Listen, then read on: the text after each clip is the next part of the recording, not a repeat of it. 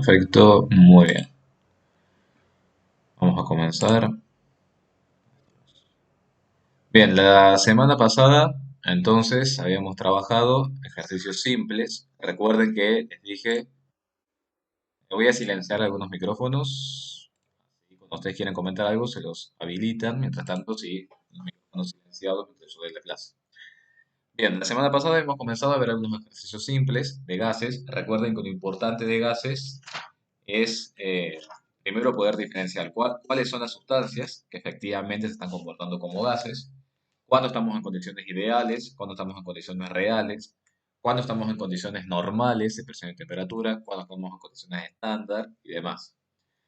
Habíamos trabajado, bueno, como les dije, el ejercicio 12, por ejemplo, únicamente para que tengan en cuenta que existe esta formulita de la ley de difusión. No es algo que se les vaya a evaluar en el práctico, pero simplemente para que sepan que existe. El ejercicio 10, simplemente para que sepan que se puede conocer la densidad de un gas a partir de los datos y la ecuación de estado de los gases ideales. Y algo muy importante que sí vamos a seguir recalcando hoy es el tema cuando los gases son recogidos o liberados en agua. ¿Qué precauciones tengo que tener en cuenta cuando el gas es recogido en agua? ¿Qué tengo que considerar en ese punto en el cual se libera el gas? Tengo que considerar la presión de vapor del agua a esa temperatura. ¿Cuál es la presión que a mí me interesa? De todas las presiones que hay acá, ¿cuál es la presión que a mí me interesa? A mí lo que me interesa conocer es la presión del gas en cuestión que es liberado. Si es oxígeno, por ejemplo, que se está recogiendo acá, será la presión del oxígeno la que a mí me interese. Si es nitrógeno, será nitrógeno. ¿Qué otras presiones más en juego tengo acá? La presión de vapor del agua a la temperatura a la cual se encuentre este recipiente. La sumatoria de las dos presiones va a ser igual a qué cosa. La sumatoria de la presión de vapor del agua más la presión de vapor del gas. ¿Será igual a qué cosa? Muy bien, va a ser igual. Perdón, me quedo sin voz. Va a ser igual a la presión total. Y la presión total, ¿quién me la está dando a conocer? A la presión total del sistema. ¿Quién me dice siempre la presión total del sistema? El enunciado. Perfecto, Matías. La presión que ustedes tengan en el enunciado, cuando sean gases recogidos en agua, se trata de la presión total del sistema. ¿Estamos? ¿Qué otro tipo de ejercicios puede haber sobre esto? Puede haber ejercicios que vamos a hacer hoy, en donde me piden diferenciar entre un volumen seco y un volumen húmedo, por ejemplo. Siempre que a mí me hablen de condiciones de humedad o de gas disuelto en agua o de gas saturado en agua o de oxígeno en contacto con vapor de agua, siempre me están hablando de un gas húmedo. Y por lo general esos ejercicios me piden conocer lo mismo, ese gas, pero en vez de húmedo, un gas seco. Entonces, es importante que tengan en cuenta todo esto. ¿De dónde conocen la presión de vapor del agua? La presión de vapor del agua en la temperatura. ¿Dónde lo conocen? ¿En dónde se encuentra ese dato? Tienen una tabla, muy bien, al finalizar la guía de trabajos prácticos. Y después también habíamos visto lo que sucede cuando tenemos gases en una reacción química. Puede haber dos escenarios. Puede haber un escenario en el cual yo tengo que conocer la presión parcial o presión total antes de que suceda la reacción. Por lo tanto, tengo que considerar únicamente a las especies en la mezcla gaseosa sin tener en cuenta la estequiometría porque no están reaccionando. Y después había que considerar el escenario cuando se da la reacción química y se forma un producto. ¿Quiénes contribuyen a la presión total en el sistema cuando ocurre una reacción química?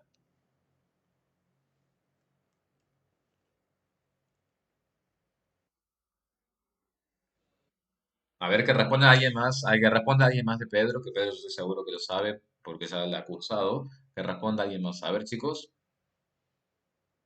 ¿quiénes contribuyen a la presión total del sistema cuando ocurre una reacción química? Por un lado, muy bien, por un lado van a ser las presiones parciales de los productos que se generen porque se está llevando a cabo una reacción química, y por otro lado va a contribuir también a esta presión total lo que quede del reactivo en exceso. ¿Qué pasa con el reactivo limitante? ¿Qué pasa con el reactivo limitante? El reactivo limitante se consume en su totalidad, por lo tanto, no participará de la presión total cuando termine la reacción química. Entonces, tengan en cuenta todo lo que les estuvimos diciendo, ¿no? ¿Quién contribuye a la presión total luego de una reacción química? La presión parcial del producto más lo que quede del reactivo en exceso, es decir, más el exceso. Bien, y existen finalmente estas gráficas que relacionan presión-temperatura, volumen-temperatura o presión-volumen, que simplemente se utilizan para poder visualizar con mayor precisión cuáles son las transformaciones que puede sufrir un gas. Vean, por ejemplo, el ejercicio 5 de la página 92. Acá, por ejemplo, el ejercicio nos da la gráfica presión en función de la temperatura. Para todo proceso en el que la presión varíe acorde a la temperatura, va a ser un proceso en el cual hay una variable que se va a mantener constante. Si la presión varía con la temperatura, ¿cuál va a ser la variable que se va a mantener constante a lo largo de todo ese proceso? ¿Cuál será la variable? El volumen. Muy bien, si la presión varía en función de la temperatura, la variable que se va a mantener constante es el volumen. ¿Esos procesos cómo se llaman? Los procesos en los que el volumen es constante. ¿Cómo se llaman esos procesos? Muy bien, son procesos isocóricos. ¿A lo largo de dónde puedo ver este volumen constante? El volumen se mantiene constante para todos los puntos que se encuentren incluidos a lo largo de esa recta que representa el volumen constante. ¿Cómo se llama esta recta? Isocora. ¿Bien? Isocora es la recta que recibe el nombre de aquella recta que contiene los puntos que tienen el volumen constante o el mismo volumen. ¿Qué pasa cuando el volumen es el que varía en función de la temperatura? ¿Cuál será la variable que se va a mantener constante? La presión. Esos procesos, ¿cómo se llaman? Isobáricos, perfecto. ¿Y en dónde veo esa presión constante? Lo veo a lo largo de la recta que contiene los puntos y que recibe el nombre de isobara. Perfecto. ¿Qué consideraciones tengo que tener en cuenta? Yo se las escribí aquí debajo. Si yo tengo que realizar un gráfico de presión, temperatura, tengo que considerar más de una isocora. Fíjense cómo es la relación de isocora a isocora a medida que me desplazo en el gráfico. Si yo tengo presión en función de la temperatura y grafico una isocora, volumen 1, si yo quiero hablar de un volumen mayor, de un volumen constante mayor, fíjense que tengo que ubicar la recta por debajo de la primera isocora. Y si yo luego quiero hablar de un volumen constante aún mayor que los anteriores, tengo que ir colocando las rectas más abajo en el gráfico. ¿Estamos? Esto es fundamental que lo sepan. Cómo es la variación de isocora a isocora. A medida que yo voy descendiendo en la gráfica, el volumen es mayor. ¿A qué se debe esto? A las medidas experimentales que se hicieron con los gases. Todas estas gráficas surgen de hacer bastante trabajo experimental en el laboratorio. Y finalmente llegar a poder elaborar una tendencia y decir que en un proceso a volumen constante tengo que considerar más de un volumen, tengo que ubicar las isocoras de esa forma. Veamos el primer gráfico que me está diciendo. Ubiquen, por ejemplo, el punto 1 y el punto 2. La transformación que sufre el gas cuando se dirige del punto 1 al punto 2. ¿Qué tipo de proceso o transformación será? ¿Isocórico, isobárico o isotérmico? Del punto 1 al punto 2, si ustedes se fijan, se encuentran sobre la recta que le corresponde al volumen 1. Por lo tanto, el punto 1 y el punto 2 tienen el mismo volumen. ¿Se dan cuenta? Porque se encuentran sobre la misma recta, sobre la misma isocora V1. ¿Qué pasa cuando el gas ahora sufre una transformación y se dirige del punto 2 al punto 3? ¿Sobre qué recta o sobre qué eje se encuentra esta transformación? Del punto 2 al punto 3, si ustedes se fijan, se encuentra, es como si fuera una recta vertical que atraviesa al eje de las abscisas, en donde se encuentra la temperatura. El punto 2 tiene esta temperatura, el punto 3 tiene esta temperatura. La transformación de 2 a 3 es una transformación isotérmica. ¿Lo pueden ver? No es isobárico como estuvieron comentando, ¿vamos? Si fuera isobárica la transformación, sobre cómo tendrían que estar alineados los puntos si la transformación fuera isobárica. Muy bien, por ejemplo, 2 a 5, ustedes saben que el punto 2 y el punto 5 tienen la misma presión. El punto 2 y el punto 3 tienen la misma temperatura. ¿No varía la temperatura entre sus puntos? Me preguntan en el chat. No, el punto 2 y el punto 3 tienen la misma temperatura. Fíjate que si vos trazaras una vertical al punto 2 y una vertical al punto 3, te cortarían el mismo punto en el eje de la temperatura. Tienen la misma temperatura. ¿Entienden? ¿Qué pasa cuando yo voy del punto 3 al punto 4? ¿Qué tienen en común esos dos puntos, del punto 3 al punto 4? Ahí sí, muy bien, el punto 3 y el punto 4, si ustedes trazaran una horizontal a ambos puntos, verían que corta en el mismo punto al eje de las ordenadas, que es en donde se encuentra la presión. Por eso el punto 3 y el punto 4 tienen la misma presión y por lo tanto es un proceso isobárico. El punto 3 y el punto 4 tienen la misma presión de que otro punto. El punto 1, perfecto. El punto 3 y el punto 4 tienen la misma presión del punto 1. Por lo tanto, todos estos puntos, si sufrieran una transformación entre ellos, sería también isobárica. ¿Cómo es la? Bueno, nos quedan dos transformaciones más. De 4 a 5. ¿Qué tipo de transformación será de 4 a 5? Isotérmica. Bien, perfecto. ¿Y de 5 a 2? ¿Cómo será la transformación? Isobárica. Perfecto. Muy bien, chicos. Ese es el modo que tienen ustedes para poder leer todos los procesos y todas las transformaciones. ¿Se entendió este primer gráfico? Este es el gráfico que nos da la guía. Ahora nosotros lo tenemos que reconvertir. ¿Pero se entendió cómo ubicar eso que está ahí? ¿Qué volumen es mayor? ¿El volumen del punto 4 o el volumen del punto 2? Muy bien, el volumen del punto 4 es de mayor volumen que el punto 2. Perfecto. ¿Cómo es el volumen del punto 3 al punto 5, por ejemplo? Si quisiera hacer una transformación ahí, ¿cómo son los volúmenes? Muy bien, iguales, perfecto. El volumen 3 es igual al volumen 5. Excelente. Después, ¿hay algún otro punto que tenga el mismo volumen que el punto 4?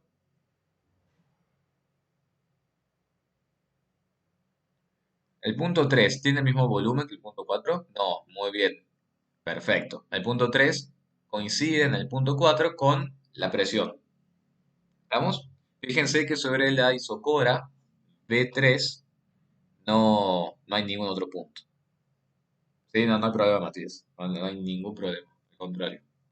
Bueno, ahora viene una tarea un poquito más difícil, porque esto que está acá, yo tengo que reconvertir a una gráfica de volumen en función de la temperatura. Tengo que poder leer exactamente lo mismo que está escrito acá. Si ustedes hacen volumen en función de la temperatura, ¿cuál era la variable que dijimos que se tiene que mantener constante? Volumen en función de temperatura. La presión, perfecto. Son procesos isobáricos.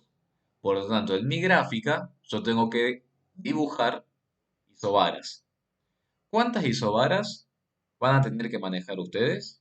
Van a tener que dibujar tantas isobaras como presiones haya en su proceso.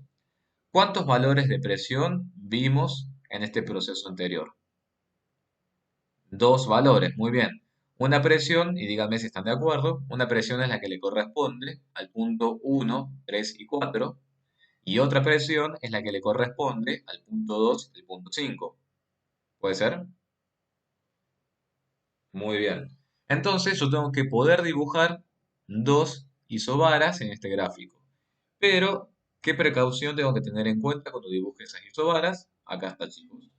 El orden en el que dibuje muy bien esas isobaras. Si ustedes tienen dos presiones y una es mayor que la otra, por supuesto, la presión mayor, la isobara que le corresponda a la presión mayor, se va a ubicar debajo de la isobara de presión menor. Entonces, nuevamente, al igual que con el gráfico anterior, a medida que yo descienda en el gráfico, va a ir aumentando el valor de la presión. Entonces, bueno, empecemos, intentemos graficar la primera transformación. La primera transformación me dice que tengo que ir desde el punto 1 hasta el punto 2. Al punto 1, al punto 2. El punto 1 al punto 2, ¿qué transformación es?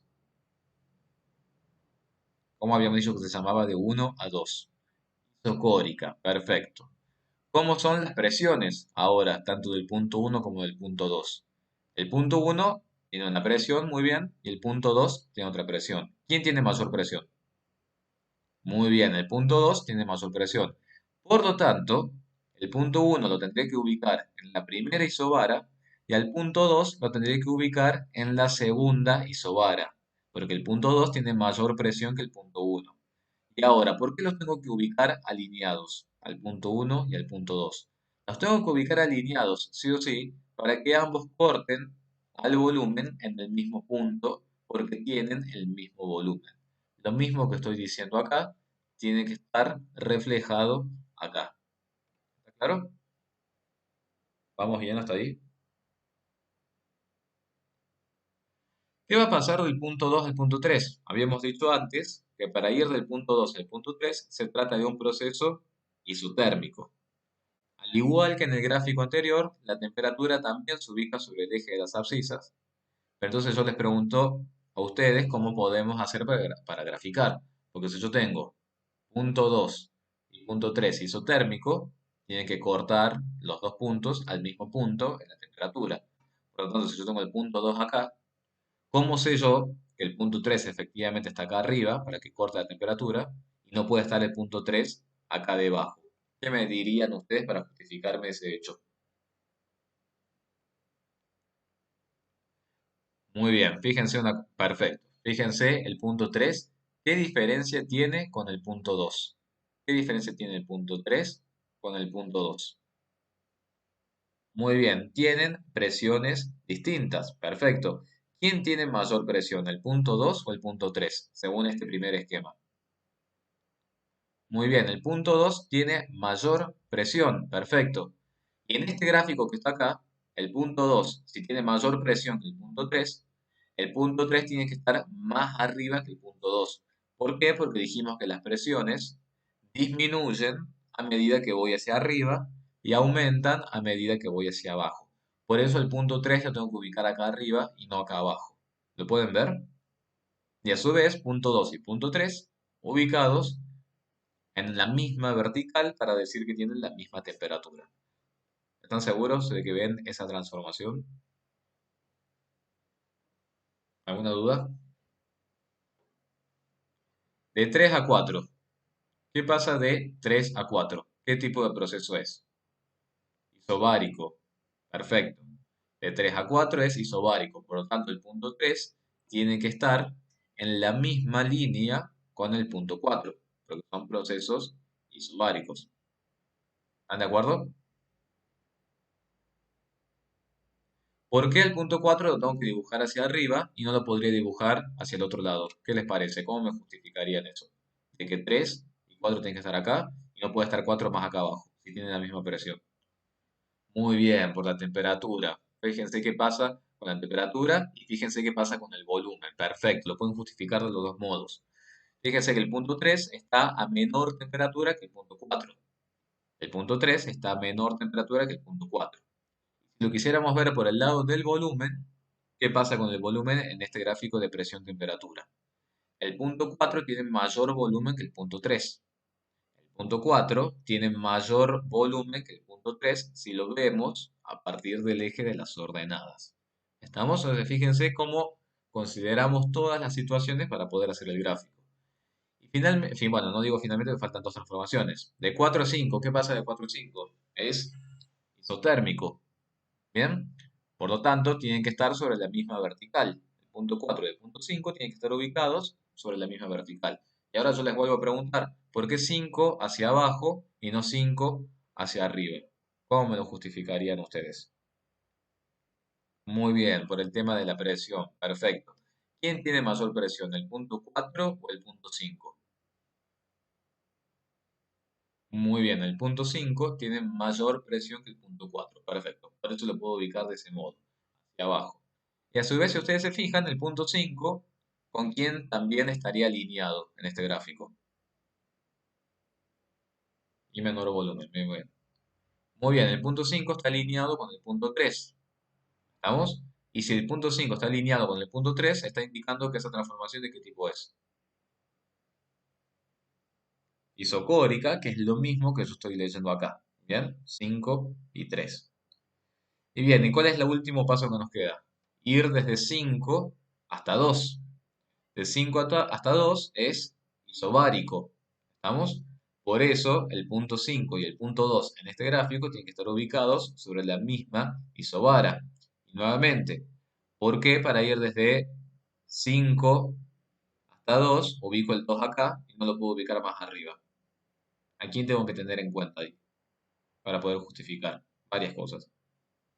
Muy bien, lo puedo ver por el lado de la temperatura. Si ustedes se fijan, si van desde 5 hasta 2, el punto 2, se filmina. Si van desde 5 hasta 2, el punto 2 tiene menor temperatura. Por lo tanto, el punto 2 acá también tiene que tener menor temperatura. Y con el tema del volumen, ¿qué hubiera pasado? ¿Quién tiene mayor volumen, el punto 2 o el punto 5? El punto 5 tiene mayor volumen. Y si yo lo veo acá con la vertical, estoy diciendo exactamente lo mismo. El punto 5 tiene mayor volumen que el punto 2. ¿Estamos? Al principio yo les digo, las gráficas no es que salen así de una, porque obviamente acá ya está graficado, lo estoy comentando, pero a lo mejor haciendo uno o dos intentos, ahí recién sale por completo la gráfica. Es como cuestión de probar, ensayar qué gráfica es la que más se ajusta. No se pongan mal si no les sale de una la gráfica, porque creo que a nadie le sale de una las gráficas. Es cuestión de probar e ir ensayando con los puntos. ¿Está claro hasta acá?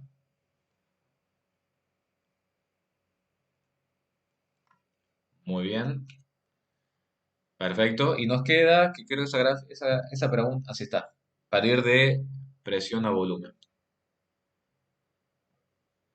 El orden de crecimiento en las gráficas que estuvimos viendo antes, exactamente, es hacia abajo. Eso siempre es así. El orden de crecimiento, fíjate, va en este sentido. Así aumentás las presiones y así aumentás el volumen.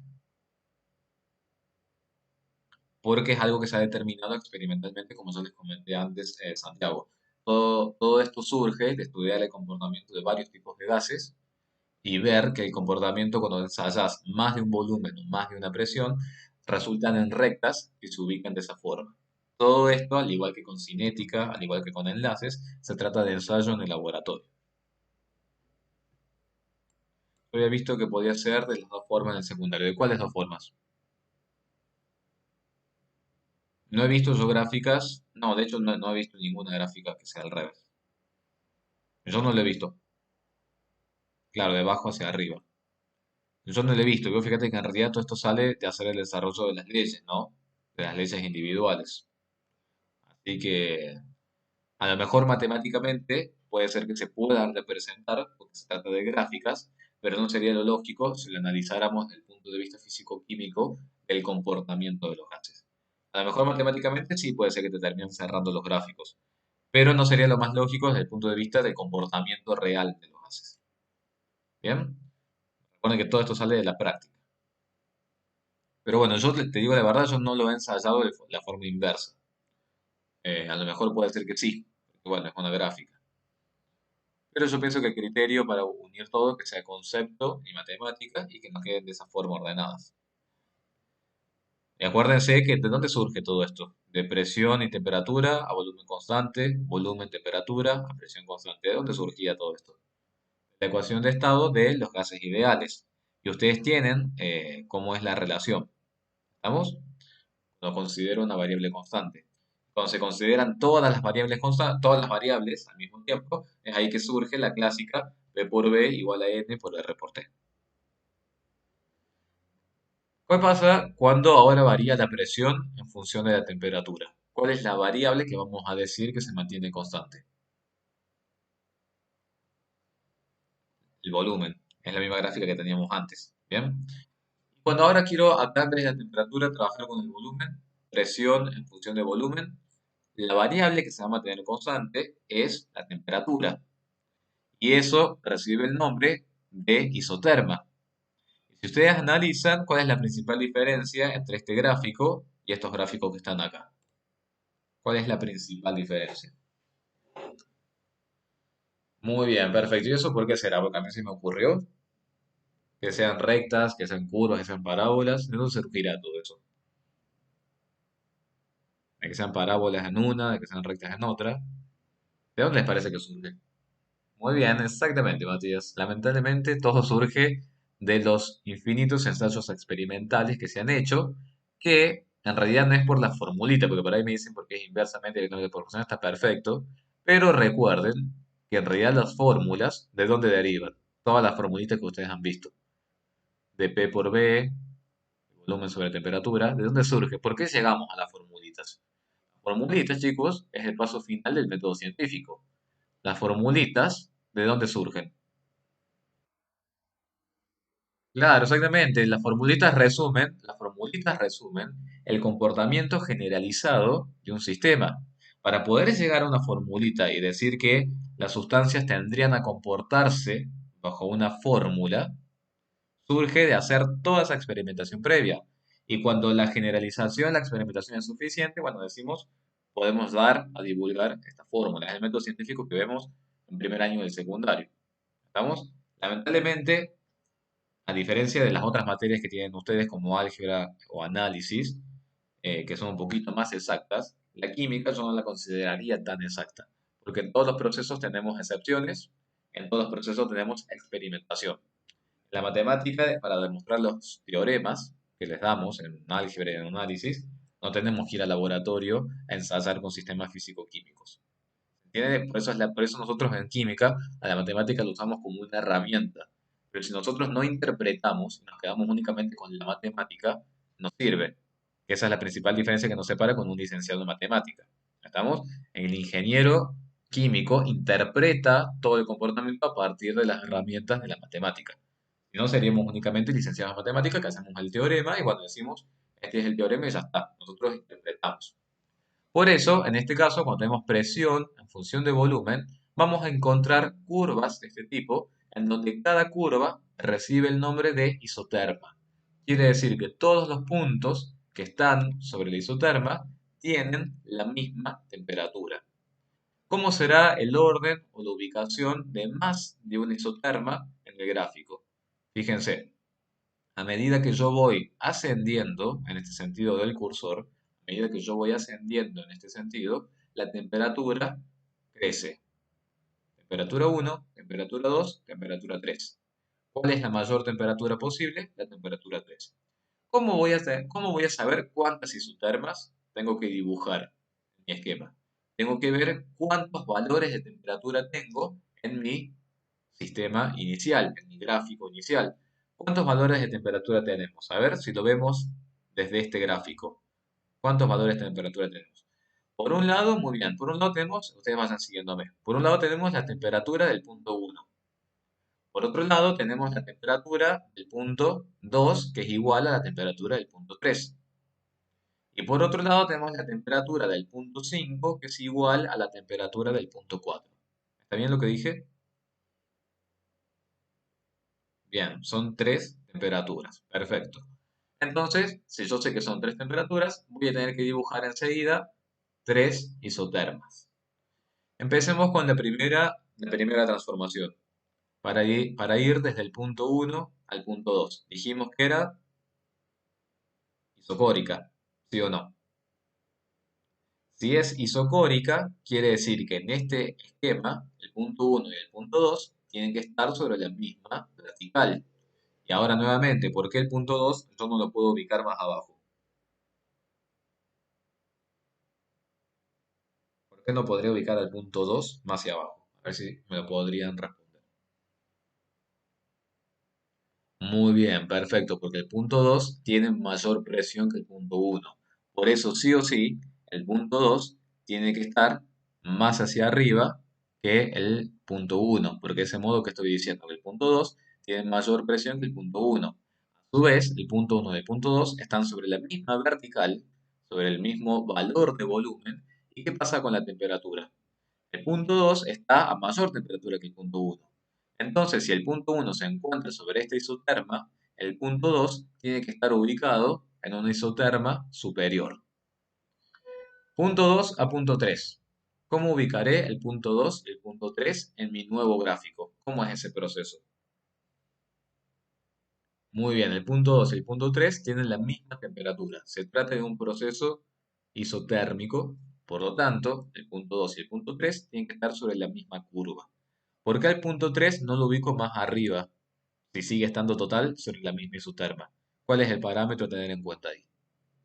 Muy bien, si quiero lo puedo ver por el lado de la presión. Perfecto. El punto 3 está a menor presión que el punto 2, por lo tanto el punto 3 está a menor presión que el punto 2. Y a su vez, ¿qué estoy verificando con el punto 1? El punto 3 se encuentra a la misma presión del punto 1. ¿Estamos de acuerdo? Bien. Del punto 3 al punto 4. ¿Qué pasa del punto 3 al punto 4? Es isobárico. Por lo tanto, el punto 3 y el punto 4 tienen que estar sobre la misma horizontal. ¿Qué pasa con la temperatura? El punto 4 se encuentra a mayor temperatura que el punto 3. Por lo tanto, el punto 3 y el punto 4 tienen que estar ubicados de ese modo. El punto 4 tiene que estar ubicado en una isoterma superior a la segunda isoterma, para decir que el punto 4 está a mayor temperatura que el punto 3.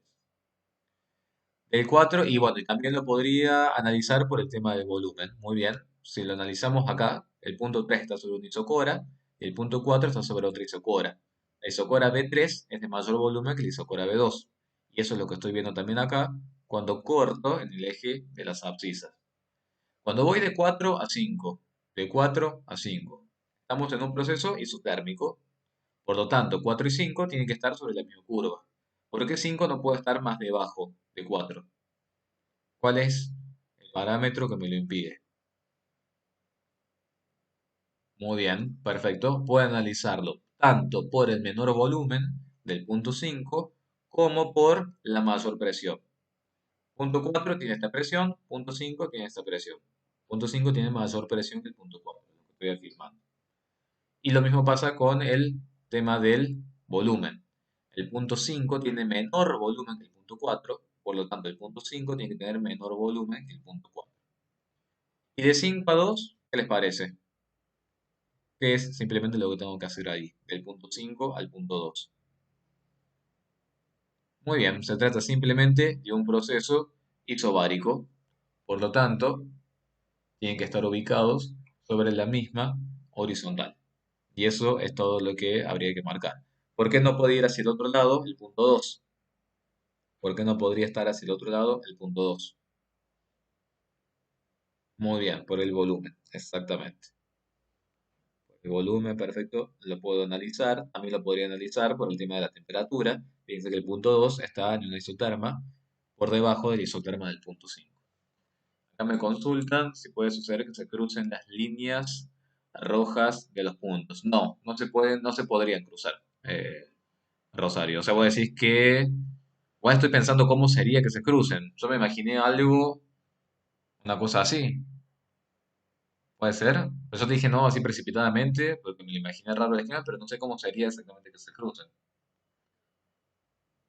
Porque en realidad todas las transformaciones son posibles. Por ejemplo, si yo voy acá del punto, a ver, por ejemplo, del 5 al 1. Bien, veamos a ver qué pasaría si yo fuera del punto 1 al punto 5. Ahora analicemos esta transformación a ver si fuera posible. Si yo voy del punto 1 al punto 5, ¿qué está variando de punto a punto? El volumen está variando, la presión está variando y la temperatura está variando. Entonces, al no tener esas linealidades, en realidad no podría respetar absolutamente nada, porque está variando absolutamente todo. Entonces, no estaría netamente en un proceso del tipo Boyle, en donde la temperatura se mantiene constante.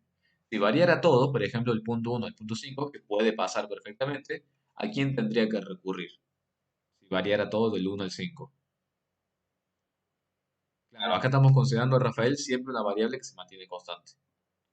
Por ejemplo, el punto 1 al punto 5, ¿a quién tendría que recurrir? Muy bien, Mateo, a la ley de los gases ideales de P por B igual a N por R por T. ¿Se entiende? Pero que pueda existir la transformación, puede existir la transformación. ¿Estamos? Me parece muy bien la pregunta. Me parece muy bien pregunta. Sí, sí, sí, obvio. Uy, justo se cortó. A ver, vamos a iniciar.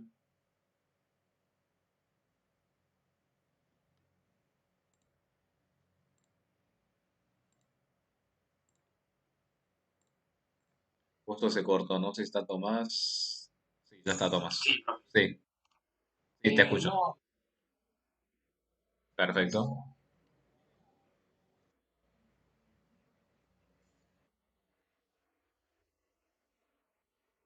Vos me decís para poder graficar las isotermas.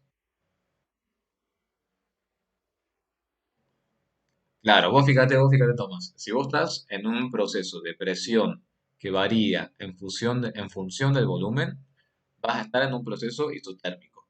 Quiere decir que en este gráfico vos vas a tener que dibujar isotermas. ¿Cuántas isotermas vas a tener que dibujar?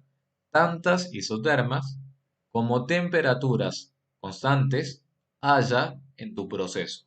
¿Estamos? Tantas isotermas como temperaturas constantes vos tengas en tu proceso físico-químico.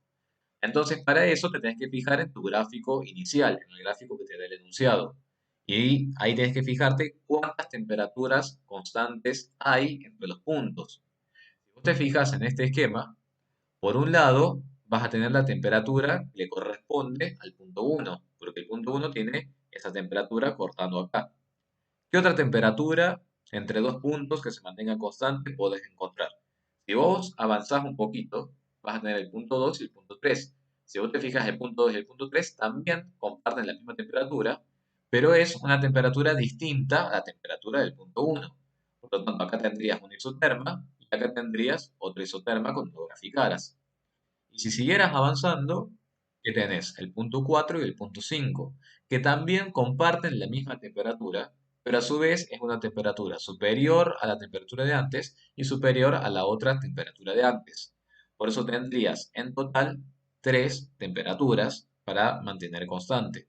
Tres temperaturas para mantener constante implica que tengas que dibujar tres isotermas. Lo mismo sucede cuando querés dibujar isobaras, por ejemplo, en un diagrama, volumen en función de la temperatura. Si vos querés graficar isobaras, quiere decir que tenés que considerar los puntos en donde la presión sea constante. Entonces tenés que ir a tu proceso físico-químico, ver en el gráfico y analizar cuántas presiones constantes tenés. Si vos te fijas en tu gráfico inicial, que es el que te da el enunciado, ¿cuántas presiones constantes podés llegar a encontrar? Si vos te parás acá en el punto uno, vas a ver que el punto uno tiene la misma presión que el punto 3 y la misma presión que el punto 4. Acá tenés una presión constante. Y si después subís un poquito hasta el punto 2 y el punto 5, acá también tenés otro valor de presión constante, pero es una presión constante distinta a la anterior. Entonces tenés dos presiones en total que te obliga a vos a dibujar dos isobaras. Lo mismo es con las isotermas. ¿Bien? Siempre fíjense en eso cuando hagan el proceso. No de nada. Bien. ¿Alguna duda, chicos, hasta acá? ¿Algo que quieran preguntar sobre esto, sobre los gráficos? A ver, vamos a leer el chat. Esto está en la página 92, es el ejercicio 5, que fíjense que simplemente es identificar qué ley está implícita y trasladar los puntos en las gráficas presión-volumen y volumen-temperatura. Y hay un solo ejercicio. Y en la parte teórica creo que hicieron ejercicios sobre esto, ¿no? Con las gráficas. ¿Puede ser? Me parece. Hicieron uno solo, pero no era ese, me parece, ¿no?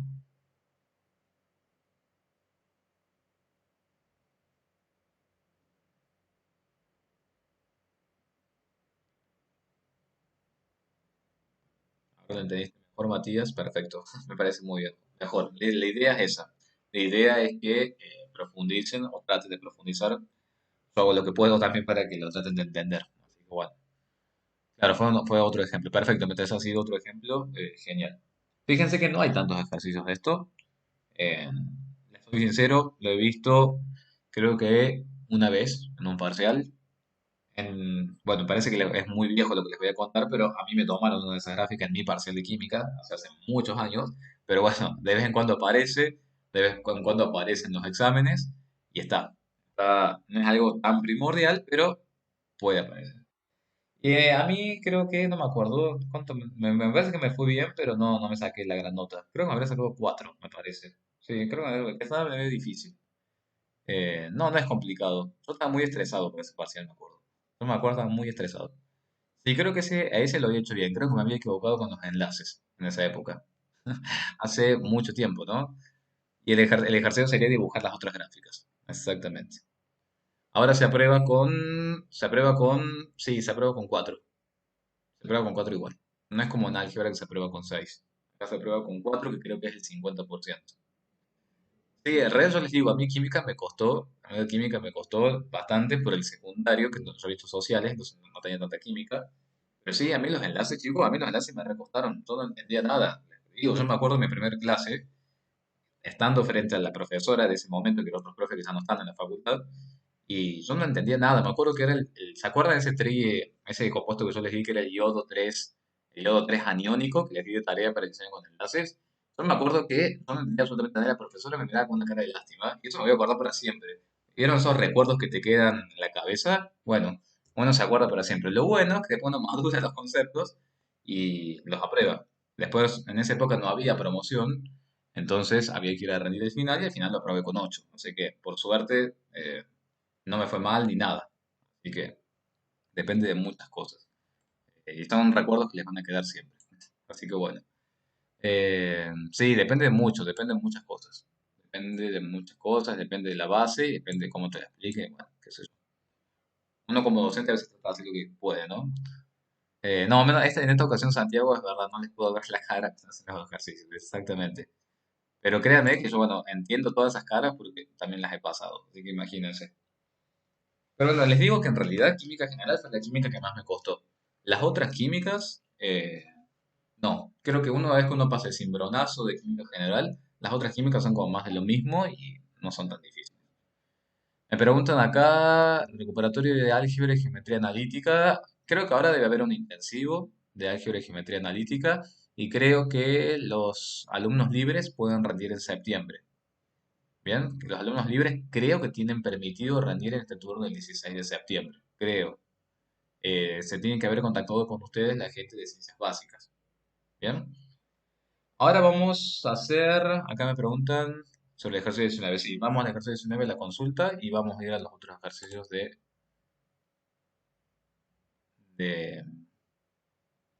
de volumen 6 y volumen 1. Acá está, sí, ejercicio 19.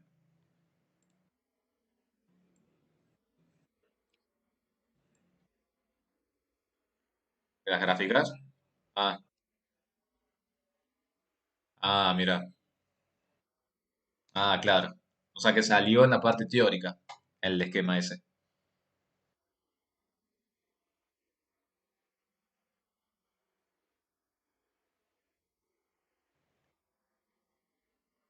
Claro, claro, perfecto. Ah, claro, está bien. No, pero, o sea, es que les cuento, ya seguimos, pero bueno, creo que hace parte de la materia. Cuando era presencial, ustedes tenían un parcial teórico y un parcial práctico. Y hay temas que, por ejemplo, salían únicamente en la parte teórica. Entonces, acá Pedro nos comenta que una de estas gráficas salió en el parcial teórico. Entonces, bueno, si bien lo damos en el práctico, pero se les evaluaron en el teórico. Así que genial. Rafael, sí, decime el ejercicio 19. ¿Qué pregunta tenés? El enunciado de ese ejercicio te dice. Muy bien. Se calienta una masa de cloruro de potasio hasta su descomposición térmica. Perfecto. Dice que se libera oxígeno, es decir, que ustedes podrían describir el oxígeno gaseoso, molecular, y que ese, bueno, se recoge en agua. Y el otro, lamentablemente, sí lo tendrían que deducir. ¿Estamos? Hay un ejercicio en el cual tendrían que estar los productos que me lo preguntaron por mail. Creo que parece que era uno de nitrato de amonio, puede ser. ¿Se acuerda alguien que me lo preguntó? Que yo les dije que ahí tendrían que estar los productos. A ver, ahí se acuerda, me lo dice, creo que el 16. Claro, por ejemplo en el 16, que no sé si Estefano era vos que me lo había preguntado, pero en el 16, los productos del nitrato de amonio deberían estar. ¿Estamos? Ahí sí deberían estar aclarados los productos. Que creo, Estefano, que yo te los había dicho. ¿Te acordás cuáles eran? Lo que les había dicho, uno tiene que ser amoníaco gaseoso, me parece, puede ser, para poder encontrar ahí la especie gaseosa. Para que le paso lo anoten en el ejercicio 16. Y después acá Mateo me pregunta, sí, como recomendación, siempre que ustedes tengan una oxosal y se descomponga térmicamente para liberar oxígeno, el otro producto que se forma es la sal binaria que queda sin el oxígeno. ¿Bien? Para que lo tengan en cuenta siempre que se descompongan oxosales. Liberan el oxígeno y luego forman la sal binaria que queda. Acá, bueno, anoten chicos, claro, por ejemplo, no era eh, amoníaco. Fíjense que Estefano me dice que eso se lo respondí. Cuando se descompone el nitrato de amonio, se descompone en vapor de agua y en ese óxido de dinitrógeno, para que lo tengan en cuenta. Y acá está la respuesta de la descomposición. Pero bueno, en el 16 sí, ya lo tengo anotado para modificar para el año que viene, que ahí los productos de reacción deberían indicarse, pero eso sí no hay manera de que lo sepan. Yo tampoco. O sea, eso debería estar. Ahora, en estas convenciones, con respecto a las autosales, sí, eso sí, podrían saberlo. Bien, vamos a hacer el ejercicio. A ver, ¿dónde estamos? Vamos a hacer el ejercicio 20. Hay un ejercicio que sí, táchenlo, no lo vamos a hacer. El 22, el 22 chicos, táchenlo, no lo vamos a realizar. A lo mejor sí nos quedará tiempo después de soluciones, lo podemos comentar, pero no nos vamos ahora a amargar la vida con ese ejercicio. Tiene demasiadas cosas que la verdad yo lo hubiera sacado de la guía. No sé si lo tienen, el 22 es el que dice, porque a lo mejor eso lo sacaron, eso no me enteré. El ejercicio 22 es el que dice un recipiente de 250 centímetros cúbicos. ¿Ese lo tienen? Bueno, ese, táchenlo y si lo podemos ver como terminemos soluciones, genial, y si no, no nos vamos a hacer problema por ese ejercicio. Prefiero que veamos estos ejercicios y después nos concentremos en soluciones. No, no, no, eso ni se preocupen que ejercicios de ese tipo no están ni en los finales ni en los parciales. Ni siquiera en el final están. En el final, si hay ejercicios de gases, es con reacciones químicas, no de ese tipo. Así que no se preocupen. Ejercicio 20. El que sí vamos a ver que es complicadito, que tampoco va a haber algo así, pero sí lo vamos a dar, es el ejercicio 8, como estuvieron preguntando, ese sí lo vamos a ver hoy. El ejercicio 20, fíjense lo que dice. A 30, y ustedes vayan siguiendo el cursor para que vayan viendo los datos. A 30 grados Celsius y presión de 750 milímetros de mercurio, 30 grados Celsius y presión de 750 milímetros de mercurio, una masa de aire saturado ocupa un volumen de 90 litros y luego se comprime dicha masa. ¿Qué era comprimir dicha masa? ¿Alguien se acuerda? Se me dice comprimir dicha masa. Recuerden que era como la jeringa, que se imaginen que van aplastando.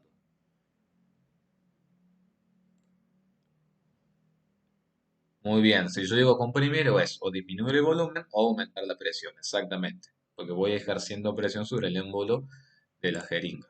Entonces, vean lo que dice el ejercicio. A 30 grados Celsius y 750 milímetros de mercurio, que yo ya lo transformé a atmósferas, una masa de aire saturado de humedad ocupa un volumen de 90 litros. Entonces ahí también estaría bueno que marcara que dice masa de aire saturado de humedad. Quiere decir que ese vapor para ustedes sería un vapor seco o un vapor húmedo. Creo que lo dice tan fácil. Pero eso salta a la vista que se trata de un vapor que no está seco. Bien, es un vapor húmedo.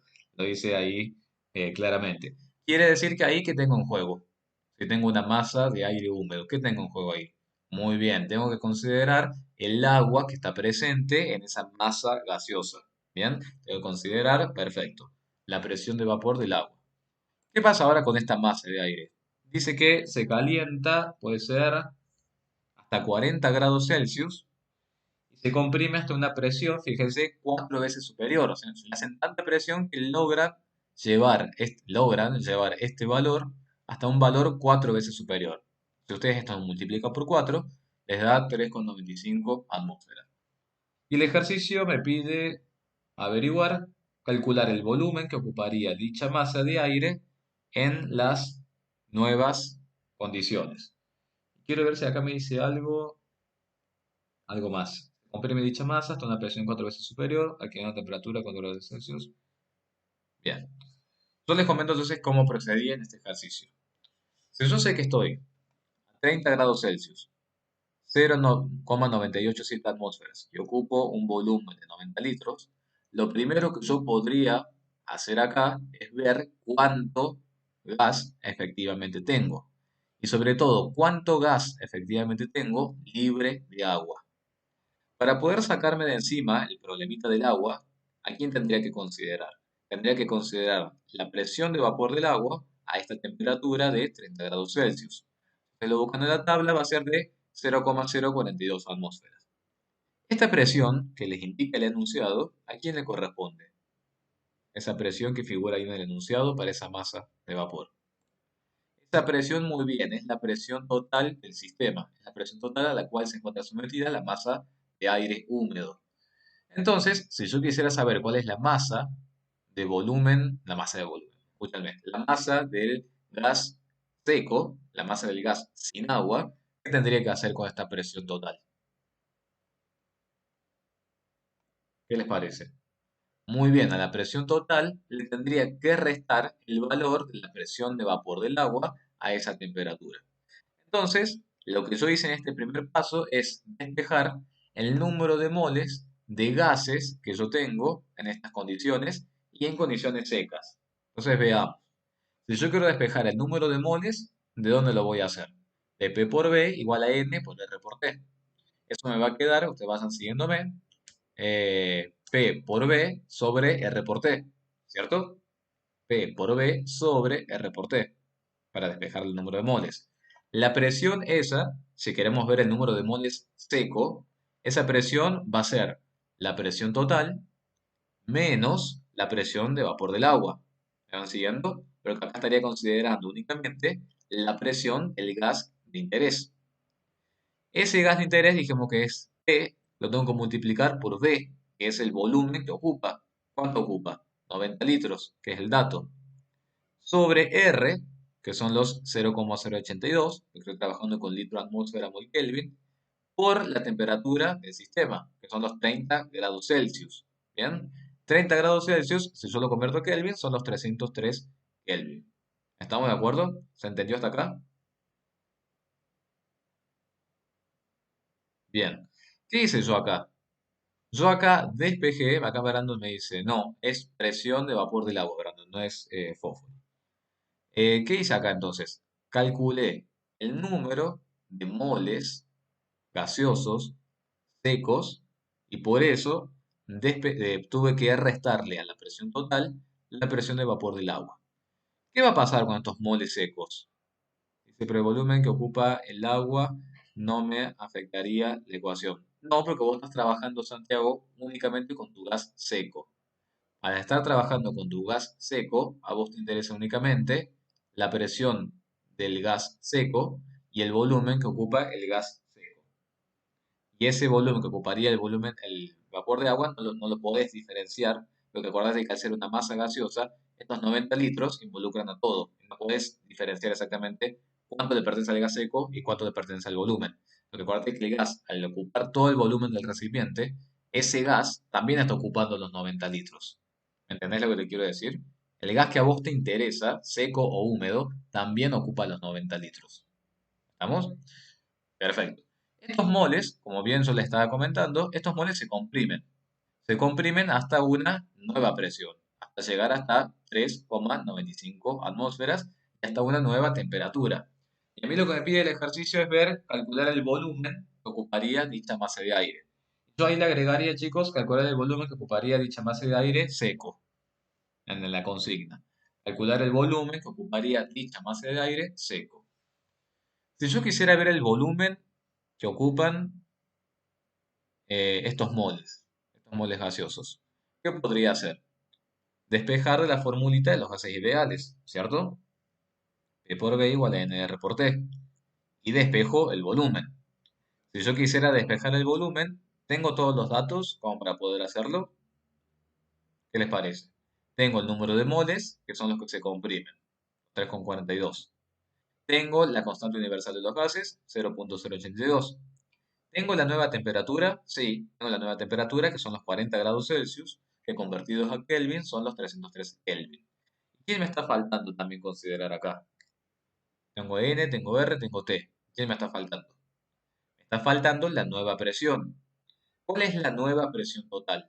La nueva presión total es esta presión a la cual yo llevé mi masa gaseosa, hasta 3,95 atmósferas. Pero acuérdense que estos 3,95 atmósferas están siendo afectados también por la presión de vapor del agua. Entonces tendré que buscar cuál es la presión de vapor del agua a los 40 grados Celsius y a esos 3,95 restarle los 0,073. ¿Estamos? Entonces, bueno, reemplazo, hago los cálculos como corresponde, verificando las unidades, y me encuentro que el volumen que ocuparía la misma masa de aire, pero en condiciones de sequedad, y a una nueva presión y a una nueva temperatura, van a ser 22,6 litros. ¿Se entendió este ejercicio? Procesenlo, véanlo. Fíjense que es más lo mismo que estuvimos hablando de gas recogido en agua. ¿De qué fórmula despejé el número de moles de P por B igual a N por R por T? De ahí despejé el número de moles. Fíjate que si vos despejas el número de moles, ¿cómo te va a quedar? P por B sobre R por T. P es la presión de tu gas seco, entonces la presión total, menos la presión de vapor del agua a los 30 grados Celsius. Luego vas a tener el volumen de 90. Luego tendrás R, que son los 0,8082, y tendrás T, que son los 303. ¿Estamos? Piénsenlo, véanlo, el ejercicio, procesenlo. ¿Alguien lo había resuelto ya, de casualidad?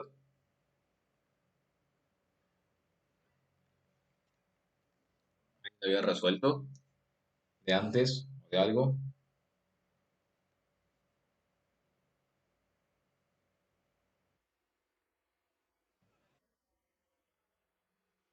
Que estos ejercicios Pedro, perdón, estos ejercicios Pedro, sí eh, sí lo hicimos en el cuatrimestre pasado. ¿Vamos? Acá me preguntan, a ver, vamos a leer. Me dice Octavio que lo hizo pero sin restarle la última presión. Está perfecto, si lo hacen sin restarle la última presión, ¿qué estarían encontrando? Si lo hacen sin restarle la última presión de acá, ¿qué estarían encontrando? Muy bien, estarían encontrando el volumen total que corresponde a todo. No estarían encontrando la masa de aire seco, exclusivamente de aire seco. Déjame entender un segundito, estas preguntas. Me dice Mateo, por ejemplo, sería lo mismo a la presión del volumen seco, del inicio, multiplicarla por 4. La presión del volumen seco del inicio. Vos, Mateo, fíjate que el dato que tenés en el enunciado como presión inicial son los 0,987, que le corresponden a toda la mezcla gaseosa. Y a toda la mezcla gaseosa vos la comprimís hasta 4 veces una presión superior. Por lo tanto, vos tenés que multiplicar 4 veces la presión superior, la presión inicial de toda la masa gaseosa. No podés saber todavía cuál es la presión del volumen seco, porque no sabes cuántos moles tenés todavía. No sé si es eso, Mateo, lo que me estás preguntando. A ver, perfecto. Bien, porque por ahí me cuesta interpretar, pero como les digo, si estamos en la clase sería más fácil interpretar. Pero bueno, estoy haciendo lo que se puede. Me dice Rafael, ¿tiene algún significado que te diga que algo que está saturado? Sí, redacté mal, dice Mateo. No importa, no pasa nada, chicos. Me dice algo de saturado. ¿Dónde estaba? Acá. ¿Tiene algún significado que te diga algo que está saturado? Porque, sí, saturado, que eso es lo que quiero ver, que se los voy a mostrar ya ahora mismo, para que trabajemos con eso. No, está química. Eso saturado tiene que ver con la cantidad en realidad de vapor que existe, de vapor y de agua que están coexistiendo al mismo tiempo. Y eso lo ves en las gráficas. Eso es lo que les quiero mostrar ahora. ¿Dónde estamos? Esto es aquí. En la guía acá de ustedes. La guía de química, guía de líquidos. No, no tengo acá la guía de usted. Bueno, apenas se corte la reunión, busco dónde tengo el archivo de la guía de usted, pero yo estoy seguro que lo tenía en algún lado. A ver. Bueno, acá tengo la carpeta del parcial, chicos. Esas cosas no las pueden ver. No, mentira. Bueno, a ver. No, pero es parcial el cuatrimestre pasado. A ver, ¿dónde estamos? Quiero ver. Hay una guía, la guía de ustedes, ahí están con unos gráficos. Les estoy mostrando todo lo que tengo en la carpeta. Ejercicios líquidos, primer parcial. Ejercicios de geometría, primer parcial. Una carpeta bastante confidencial, pero bueno. Mientras no abra los archivos. eh, bueno, apenas se corte esta reunión, voy a buscar donde tengo el archivo con la guía, porque ahí tienen las gráficas. Pero básicamente vos podés tener dos tipos. De, bueno, la próxima cualquier cosa abro los archivos. No, bueno. No se preocupen que son ejercicios de este tipo. ¿Sí? No, no se preocupen. Son ejercicios exactamente como estos que están acá. Eh, no se puede, Alejo, vos sabés que no se puede, claro. No se puede compartir. Descarga el AnyDesk. ¿Cuál es ese? Esa aplicación no la conozco. AnyDesk. Y esa no sé para qué sirve. Pero bueno, a la pregunta que me hacía Rafael. Vos podés tener vapor saturado, que es el punto en el que coexisten vapor y líquido al mismo tiempo. Vos también podés tener vapor sobresaturado y también puedes estar debajo de la línea de saturación. Bien, ya apenas se termine la reunión, que no sé cuánto falta, pero no creo que nos falta mucho. Busco las gráficas y lo vemos, porque aparte es lo que les quería mostrar hoy. Así que Rafael, si me aguardas unos minutitos a que busque eso y enseguida lo vemos. Eh, Podemos hacer otro ejercicio mientras tanto, hasta que se termine la reunión. Vamos a hacer el 18. Vamos a hacer el 18, a ver si que es más o menos parecido. Fíjense el ejercicio 18. Una muestra de oxígeno saturada de vapor de agua, es decir, que nuevamente se trata de un oxígeno húmedo, ocupa 486 centímetros cúbicos a 20 grados Celsius y 790 milímetros de mercurio. Muy parecido al ejercicio anterior. Calcular el volumen que ocuparía el oxígeno seco a 25 grados Celsius y 800 milímetros de mercurio. Entonces, bueno, a ver, ¿qué dato inicial tengo? Tengo el volumen que ocupa el gas, la masa gaseosa, tengo la temperatura y tengo los 790 milímetros de mercurio. Esos 790 milímetros de mercurio, ¿qué vienen a representar? 790 milímetros de mercurio. Muy bien, esos 790 milímetros de mercurio representan la presión total. A esa presión total, que estoy viendo dónde lo tengo yo acá, acá está, son los 1,04, los 790 milímetros de mercurio, que yo ya lo transformé en atmósferas, son los 1,04. Aquí, ¿qué le tengo que restar a esos 1,04? Le tengo que restar la presión de vapor del agua a los 20 grados Celsius o 293 Kelvin. Si ustedes lo buscan, les va a dar eso. Entonces, ¿qué les parece que yo estoy haciendo acá en este primer cálculo? Estoy despejando el número de moles. ¿Bien? Estoy despejando el número de moles considerando qué cosa. La presión del gas seco, estoy considerando el volumen del gas, que son los 0,486. Estoy considerando R y también estoy considerando la temperatura de 20 grados Celsius. Estos moles que yo calculé acá, ¿qué vienen a representar? Esos moles que están ahí calculados. Muy bien, vienen a representar los moles del gas seco sin agua. Perfecto, sí. Siempre que ustedes se saquen de encima la presión de vapor del agua, estos ya son moles gaseosos secos. ¿Qué me pide averiguar el ejercicio? ¿Cuál es el nuevo volumen que ocuparía ese oxígeno seco cuando ahora las condiciones sean de 25 grados Celsius y 800 milímetros de mercurio? ¿Me hace falta ahí hacer alguna resta de algo para calcular el nuevo volumen? Me piden averiguar la masa que ocuparía el gas seco a esas nuevas condiciones. No me hace falta hacer ninguna resta. Si yo quiero calcular el volumen, lo despejo a partir de P por B igual a N por R por T.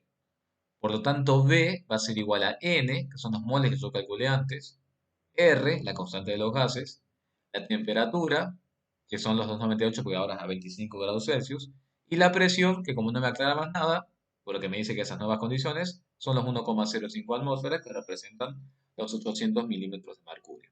Entonces, ese será el volumen. Es exactamente parecido al de antes. Matías me pregunta, ¿que un gas húmedo lo único que puede contener es... Pero que un gas húmedo lo único que puede contener es agua? ¿O puede ser húmedo conteniendo otra cosa? No sé si me expliqué bien. Cuando se le dice gas húmedo, está haciendo referencia a que únicamente contiene agua. El gas puede estar disuelto en cualquier tipo de solución. Vamos, no necesariamente tiene que ser agua, pero eso se aclara y se especifica. Cuando se dice gas húmedo o masa de aire saturada en vapor o algo, está haciendo referencia siempre a un gas recogido en agua. Si fuera en otro tipo de solución que existe, lo tendría que aclarar. Si no dice nada, es porque es en agua. Bien, me gustaría que ustedes hicieran, o si quieren lo podemos charlar, pero eso sí me gustaría que lo hicieran de tarea a ustedes, el ejercicio 21, por ejemplo. El ejercicio 21, o si quieren lo podemos charlar y ustedes lo hacen. Pero fíjense lo que dice el ejercicio 21. Se recoge sobre agua una muestra de oxígeno que ocupa un volumen de 320 centímetros cúbicos a 20 grados Celsius y 712 milímetros de mercurio. Calcular el volumen y la masa de gas seco en condiciones normales. ¿Qué habría que hacer ahí? Lo primero que tendrían que hacer ustedes en ese ejercicio del 21. ¿Qué tendrían que hacer? Piénsenlo, me van diciendo. Muy bien, lo primero que habría que hacer, perfecto, desde el principio, muy bien, Mateo, es llevar todas las unidades a atmósferas, los centímetros cúbicos que representan. Los centímetros cúbicos representan volumen y representan mililitros. ¿Bien? El decímetro cúbico es el que representa litros. Para que lo tengan en cuenta y no se equivoquen con esas conversiones. El decímetro cúbico es el que representa los litros y el centímetro cúbico representa los mililitros. Entonces, llevan todas las unidades, perfecto, los grados Celsius incluido a Kelvin. Lo primero que van a hacer, como bien también dijeron por acá en el chat, creo que Ulises, a esa presión total le van a restar ¿qué cosa? ¿Qué le restarían esa presión total? Le van a restar la presión de vapor del agua a los 20 grados Celsius. Teniendo entonces la presión del gas sin el agua, el volumen que ocupa el gas y la temperatura, ¿qué podrían despejar ahí? Muy bien, podrían calcular el número de moles del gas seco. Ahora, ¿qué pasa con ese gas seco? ¿Hacia qué condiciones lo llevan?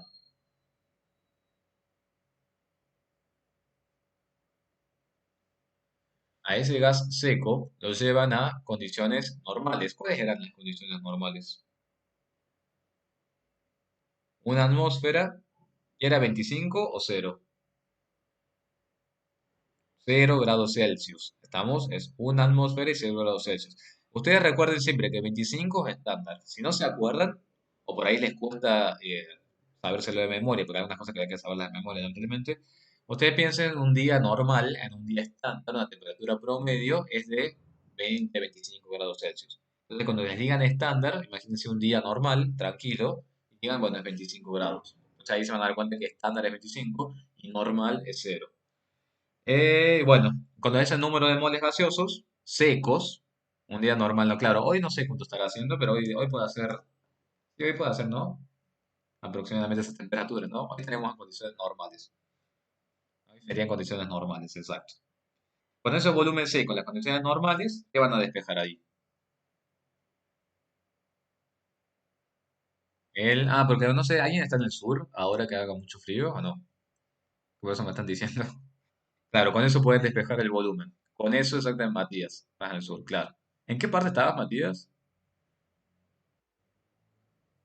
Ah, en Santa Cruz. ¿Y cómo está? ¿Ya hace mucho frío? ¿O hace 15, 20, 10 grados hace? Bueno, qué lindo, 10 grados. A mí porque me gusta el frío, pero bueno, mejor, 10, entre 10 y 15 grados, mejor. Bueno, con eso muy bien despejan el volumen a partir de la formulita y ya estaría el ejercicio. Y la otra parte que dice la masa de gas seco, ¿cómo la calcularían? Esa masa de gas seco, que también dice el ejercicio. Muy bien, los moles que calcularon los llevan a gramos y ya estaría. No tienen que hacerse mucho tema más. Y eso sería todo, chicos. ¿Estamos? La primavera está algo adelantada. Sí, igual el verano sé que estuvo haciendo bastante frío la semana pasada. Pero después, como yo digo, hay verano desde marzo hasta septiembre. Bueno, yo digo lamentablemente porque a mí no me gusta tanto, pero hay más verano que invierno acá por lo menos en Córdoba. Bien, ¿se entendieron estos ejercicios, chicos? Son todos ejercicios de vapor en agua, nunca es de gas seco. ¿Se entendió todo esto? La presión de agua, la presión de agua hay que restar. Sí, eso Josefina está en la tabla, en las tablas que tiene al final. Ahí está una tablita donde hay todas las presiones con las temperaturas que le corresponden al agua. Entonces, nunca se olviden de considerar eso. Siempre lean bien el enunciado. Si ustedes leen bien el enunciado, van a poder ver si les está diciendo que están en una condición de este tipo. Les digo porque el cuatrimestre pasado una chica era en el recuperatorio, no sé, que le faltaba muy poco para probar, y bueno, se olvidó de restar esto en el ejercicio, pues no se fijó que decía que, fíjense, cuidado con eso, el ejercicio, me acuerdo muy bien, decía que era una reacción en la cual se liberaba nitrógeno, y el nitrógeno era el que se recogía en agua. ¿Vamos? Entonces debe ser que la chica a lo mejor no lo pudo asociar y pensó que era siempre tiene que ser oxígeno liberado en agua. Y no, puede ser cualquier gas que se recupere en agua. Y en el parcial decía nitrógeno recogido en agua. Y esa se olvidó de considerar este temita de la presión de vapor del agua. Y obviamente el ejercicio cambia. No cambia catastróficamente, porque fíjense que cuánto le estamos restando. Por ejemplo, acá, de 750 pasamos a 726. No cambia catastróficamente, pero sí, el concepto sí cambia. ¿Bien? Bueno, ¿alguna duda hasta acá? Vamos a ir a otros ejercicios un poquito más lindos, que son la reacción química. Y cuando regresemos les muestro esa gráfica que les quería mostrar. ¿Alguna duda hasta acá?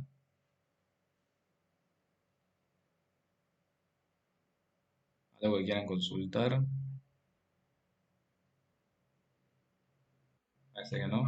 Sí, sí, sí.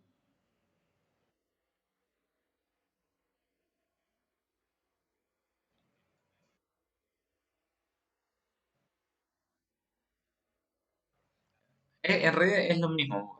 A ver, creo que era Tomás que me está preguntando. En realidad es lo mismo, Tomás, porque el concepto y el escenario físico-químico es el mismo. Se trata de gas mezclado con agua.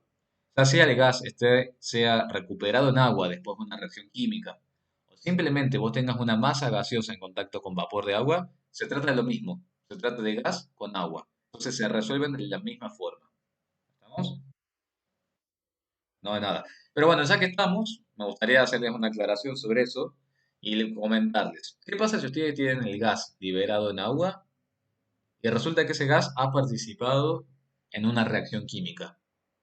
Si el gas se ha sido liberado en agua y ha participado en la reacción química, los datos que a mí me interesen para hacer la estequiometría de la reacción, por ejemplo, si tengo que averiguar la pureza del reactivo, ¿con qué datos voy a trabajar de ese gas?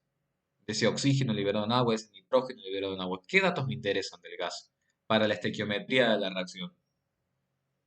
¿Qué datos me interesan? Muy bien, o sea, me interesa el gas seco. ¿Estamos?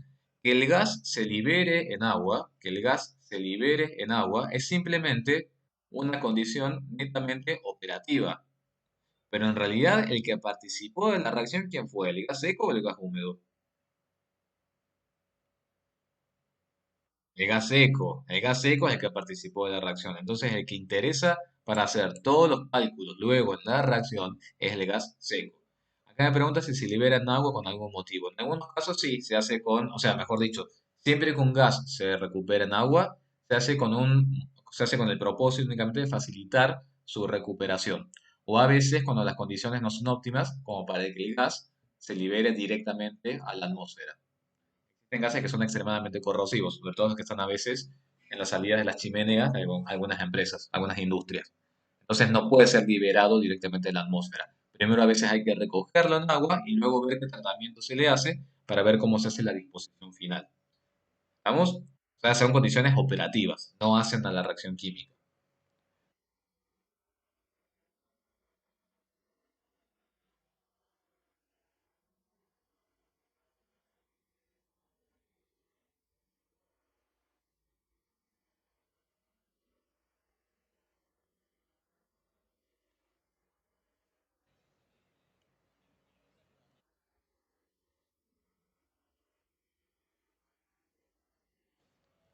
Claro, sí, eso sería una cuestión, pero no tendríamos ahí, no estaríamos hablando de productos. Bueno, se me cortó. Vamos a seguir.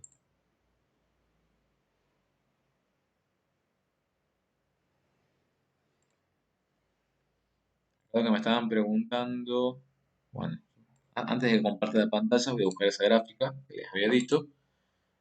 Mientras tanto, voy comentando. A ver,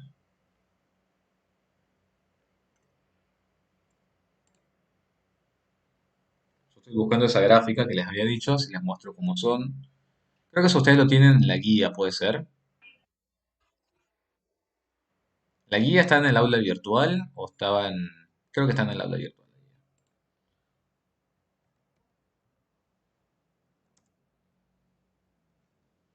Buscando eso, mientras tanto, bueno, lo que les estaba comentando es eso. Antes de que nos reconectemos, yo estoy buscando el gráfico ese. Eh, la guía, chicos, la tienen, ustedes la bajaron a partir de un link que tienen en la autogestión, ¿no? Yo porque estoy entrando ahora a autogestión para buscar la guía. Que lo tengo todo acá, pero no lo tengo digital.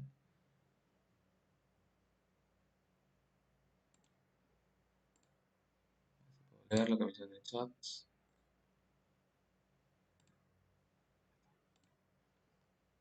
Bueno, vamos a buscar uno de uno. Bueno, hay tantas cosas que le hemos publicado. Esto es álgebra, química, guía.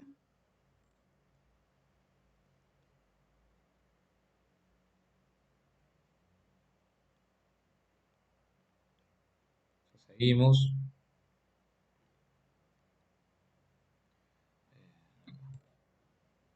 Estoy descargando la guía.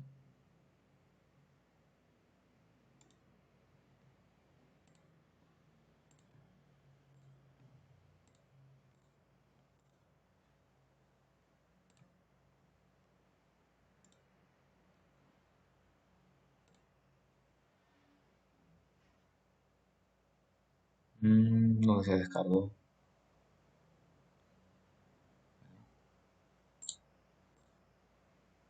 Ah, acá se descargó.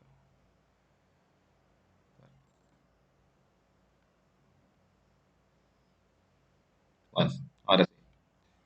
Tengo toda la guía de ustedes en formato digital. Vamos a ver las gráficas de esto que les decía.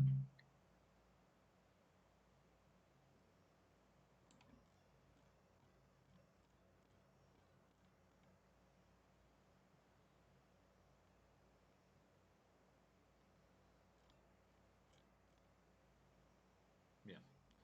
Bueno, chicos, ya estamos, ¿cuántos estamos conectados? Aproximadamente 32. Bien, cada vez va bajando más la cantidad. No puede ser. Algo tenemos que hacer. Bien, ¿pueden ver ahí la pantalla todo normal? ¿Están viendo? Porque abrí tantas cosas. Bien, perfecto. Bueno, eso es lo que les estaba comentando recién.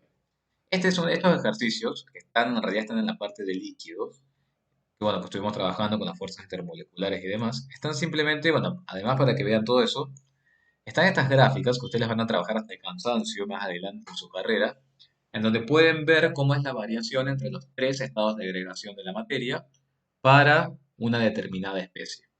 Cuando ustedes les hablan de vapor saturado, de una muestra de oxígeno saturada, les están diciendo que están presentes acá, en un punto en el que están coexistiendo, entonces se fijan, al mismo tiempo, gas y líquido. A eso se refiere con vapor saturado. Si ustedes se desplazaran verticalmente hacia arriba, podrían decir que tienen vapor sobresaturado de líquido. Y en determinadas condiciones ya no tienen vapor sobresaturado de líquido, sino que tienen, obviamente, únicamente tienen líquido. En estas gráficas, por ejemplo, que varía la presión en función de la temperatura, que esto, por ejemplo, es para el caso del agua. Fíjense, ¿qué me está diciendo? ¿Cómo es la conversión del líquido a gas cuando estoy trabajando a una atmósfera? ¿Qué me está diciendo? ¿A qué temperatura sucede ese cambio de estado del líquido a gas? A los 100 grados Celsius, que todos sabemos. Lo mismo que pasa después, si estoy a la presión atmosférica y a 0 grados Celsius, ¿cuál es el cambio que van a percibir ustedes? A 0 grados Celsius, a presión atmosférica. Muy bien, van a presenciar una fusión. O mejor dicho, si tienen líquido, ¿qué va a pasar? Si tienen líquido acá, empiezan a descender la temperatura, es la solidificación. ¿Bien? Estas curvas simplemente sirven para ver cómo son todos los cambios eh, en los estados de agregación de la materia. Nada más. Ahora, ¿qué les parece a ustedes? Tenemos que comparar entre dos curvas para dos especies distintas. Esta de 0 grados Celsius y 100 grados Celsius, ya dijimos que le corresponde al agua. ¿Bien? Fíjense qué pasa con esta otra especie que está acá. Fíjense la magnitud de las temperaturas en comparación con las temperaturas que están teniendo ustedes acá. ¿Dónde pueden ver ustedes temperaturas menores para producir los cambios de estado? ¿En el gráfico A o en el gráfico B? Brandon, ya te respondo en un segundito. Muy bien, en el gráfico B, en este gráfico de la derecha, ustedes pueden ver, fíjense que los cambios de estado suceden a temperaturas de menos 56 grados Celsius, menos 78 grados Celsius, y acá estamos trabajando con temperaturas del orden de 100 grados Celsius y 300 grados Celsius. Entonces, si tuviéramos que responder algunas preguntitas, ¿qué me dirían, por ejemplo? Teniendo en cuenta las fuerzas intermoleculares del agua, bueno, y acá me están diciendo que esta gráfica le corresponde el dióxido de carbono. Teniendo en cuenta las fuerzas termomoleculares del agua y el dióxido de carbono. ¿Cuáles de los dos diagramas corresponden? ¿Cuál le corresponderá al agua y cuál le corresponderá al dióxido de carbono? Ya sabemos que esta es la del agua, porque bueno, sabemos cuáles son las temperaturas. Pero si supongamos fueran otras, ¿por qué me dirían que el agua es esta y el dióxido de carbono es esta? ¿Por qué me dirían? ¿Cómo me lo podrían justificar a eso?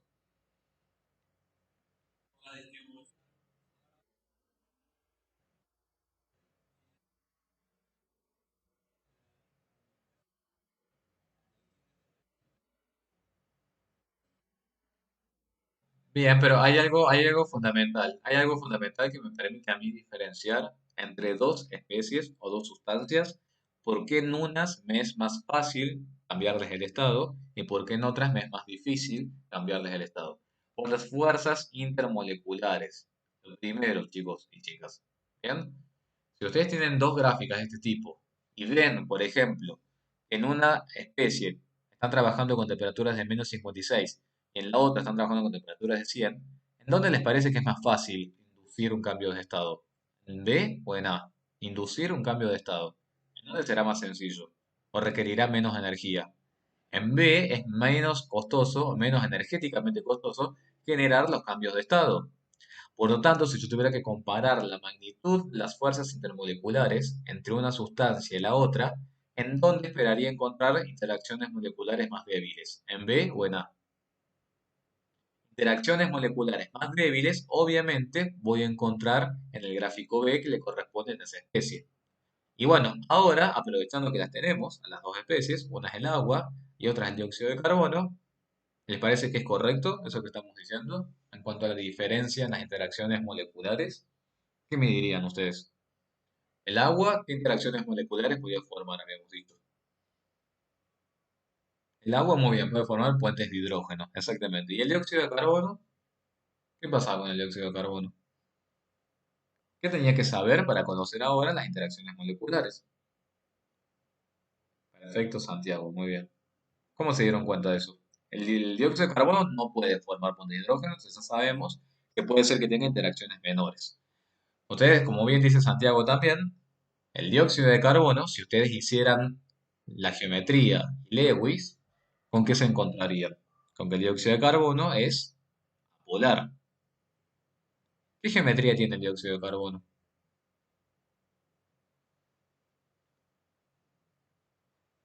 Muy bien, tiene una geometría lineal. Perfecto. ¿Qué hibridación? SP, perfecto. ¿Y por qué es apolar el dióxido de carbono?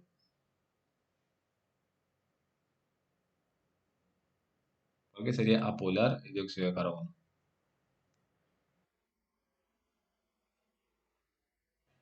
No tiene, muy bien, no tiene electrones no compartidos, perfecto, por un lado, no tiene, y además los momentos dipolares individuales terminan cancelándose entre sí, porque si bien tenemos dos dobles enlaces, pero recuerden que uno será un enlace sigma y el otro será un enlace pi. Entonces, bueno, en consecuencia, el dióxido de carbono es una molécula apolar, y las moléculas apolares presentan interacciones de dispersión, que son interacciones débiles en comparación a las interacciones de bond de hidrógeno que presenta el agua. Y por eso un esquema, este esquema le corresponde al dióxido de carbono y este esquema le corresponde al agua. ¿Cuál tendrá mayor presión de vapor? Me están preguntando después. ¿Cuál tendrá mayor presión de vapor? Muy bien, el dióxido de carbono tiene mayor presión de vapor. Perfecto, genial. Después, a ver, marque con un punto la zona alta del estado sólido. Bueno, esto es simplemente para que ustedes vayan trabajando y vayan leyendo en el gráfico. Eso es para eso. Para que ustedes vayan trabajando y leyendo en el gráfico. ¿Bien? Y marquen un punto de la zona baja de estado sólido. Bueno, dentro de la misma zona, pueden marcar acá y demás. Es simplemente para eso. Si quieren, pueden ver el 30, si quieren lo pueden trabajar y analizarlo tranquilos ustedes. Pero bueno, era eso simplemente lo que les quería mostrar. Con esto, fíjense que estamos cerrando sólidos, líquidos y gases todos juntos. ¿Estamos? Lo que vamos a hacer ahora es ver, nos queda de ejercicio, vamos a hacer este ejercicio, eh, que es de estiquiometría. Este ejercicio no lo podemos hacer todavía porque es con soluciones. Primero vamos a ver soluciones y después vamos a ver eso. Y después les voy a hacer unos comentarios del ejercicio 8. En un segundo que acá me están preguntando.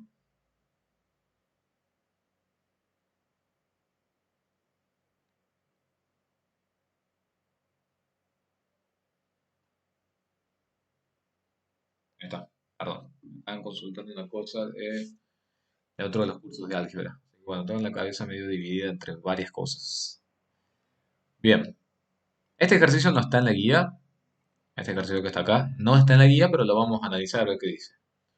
En un reactor de 30 litros se introducen 25 gramos de azufre sólido y 3 gramos de hidrógeno gaseoso.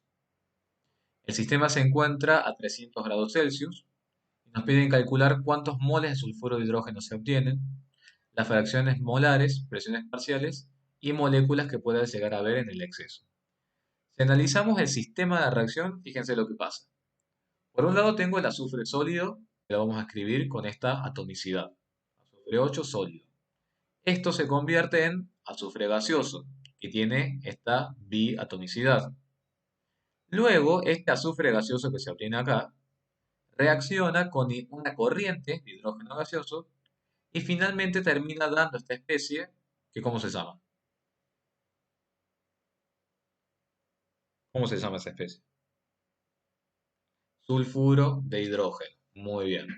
Entonces, el ejercicio nos pide averiguar cuántos moles de sulfuro de hidrógeno obtengo, las fracciones molares presentes y las presiones parciales y moléculas de exceso que haya en todo lo que tenemos acá. Entonces, primero tenemos que se introduce en el reactor 25 gramos de azufre sólido y 3 gramos del hidrógeno gaseoso. Entonces, ¿yo qué haría en este ejercicio? Primero, a partir de los 25 gramos de este azufre sólido, vería cuánto azufre gaseoso se genera. Obviamente que si ustedes se fijan en esta reacción química, yo tengo azufre 8 sólido igual a 4 azufre 2 gaseoso. ¿Cuánto azufre tengo de un lado y cuánto azufre tengo del otro lado? La misma cantidad. ¿Lo pueden ver? Porque si bien cambia obviamente la atomicidad y el estado de agregación, la masa es la misma. ¿Se entiende? 8 azufres de un lado, 8 azufres del otro lado. Entonces, si yo cargo 25 gramos de azufre sólido y todo el azufre sólido se descompone, ¿cuánto azufre gaseoso tengo? ¿Qué les parece? Sí. ¿Cuánto azufre tendría? Si yo cargo 25 gramos de azufre sólido, chicos, y estos 25 gramos de azufre sólido se descomponen en su totalidad, voy a obtener 25 gramos de azufre gaseoso. ¿Qué pasa ahora con estos 25 gramos de azufre gaseoso? Esos 25 gramos de azufre gaseoso, ¿con quién van a reaccionar? Van a reaccionar con los 3 gramos de hidrógeno gaseoso que también están en el reactor. ¿Estamos de acuerdo hasta ahí? Cuando este azufre reaccione con el hidrógeno, van a dar el sulfuro de hidrógeno que yo quiero. ¿Qué habría que hacer entonces acá en esta parte? Yo acá escribí como corresponde la masa real la masa de la estequiometría, y acá yo escribí la masa de la reacción. ¿Qué habría que hacer acá? Muy bien, calcular el reactivo limitante. ¿Estamos de acuerdo hasta acá? ¿Cómo procedí entonces en esta parte? 64 gramos de azufre gaseoso reaccionan con 4 gramos de hidrógeno. 25 gramos que yo tengo en el reactor van a necesitar 1,56 gramos de hidrógeno. ¿Cuánto hidrógeno tengo yo presente en mi reactor? 3 gramos nada más, exacto. Por lo tanto, ¿el hidrógeno estará en exceso o estará limitante? El hidrógeno estará en exceso, muy bien. ¿Por qué? Porque tengo más cantidad de la que necesito. ¿Y el exceso cuánto será? Los 3 gramos que están en el reactor menos la cantidad que va a reaccionar. Es decir, ese es el exceso y estos son los moles que le corresponden. ¿Para qué me sirve hacer este cálculo de los moles? Para ver después qué cosa. Los moles en exceso. Muy bien, me sirve para ver después la presión final. ¿Cómo hago para ver cuánto sulfuro de hidrógeno? Muy bien, Rafael, exacto. ¿Cómo hago para ver cuánto sulfuro de hidrógeno se genera? Lo tengo que hacer a partir de quién? Del reactivo limitante, ¿bien? Que es el azufre gaseoso. Si un mol de azufre gaseoso me genera 2 moles del sulfuro de hidrógeno, los 0,39 moles, que le corresponden a esos 25 gramos, me van a generar 0,78 moles del sulfuro de hidrógeno. Entonces, al finalizar la reacción, ¿a quién voy a tener que tener presente? Voy a tener que tener presente al sulfuro de hidrógeno, que está presente en esta cantidad, y también voy a tener que tener presente al hidrógeno que no reaccionó. ¿Y qué pasa con el azufre? ¿Qué terminó pasando con el azufre? El azufre se terminó consumiendo en su totalidad. Exactamente. Entonces veamos qué podemos hacer. ¿Qué especies están presentes? Tenemos hidrógeno gaseoso, el exceso, y tenemos sulfuro de hidrógeno, lo que se generó, los 0,78. Entonces, ¿cuántos moles en total tengo en mi sistema? La sumatoria de estos moles más esos moles. ¿Me van siguiendo hasta ahí? Son los moles gaseosos totales que yo tengo. Con esos moles gaseosos totales, ¿qué puedo calcular con los moles gaseosos totales? ¿Puedo calcular la presión total que generan esos moles gaseosos totales? Veamos, ¿cómo calcularíamos la presión total? P por B igual a N por R por T. ¿Tengo el número de moles totales? Sí. ¿Tengo R? Sí. ¿Tengo la temperatura del sistema? Sí. Los 300 grados Celsius, que yo convierto a Kelvin. ¿Tengo el volumen de reacción, el volumen del reactor? Lo tengo, que son los 30 litros. El reactor es de 30 litros. Entonces, fíjense que lo único que hice fue a los 300 grados Celsius llevarlos a Kelvin. Reemplazo y encuentro la presión total. ¿Estamos? ¿Se entiende hasta ahí? La presión total generada por todos los moles gaseosos. Y también el ejercicio me pedía averiguar cuáles son las fracciones molares de los gases. ¿Qué era la fracción molar de un gas? ¿Qué era la fracción molar?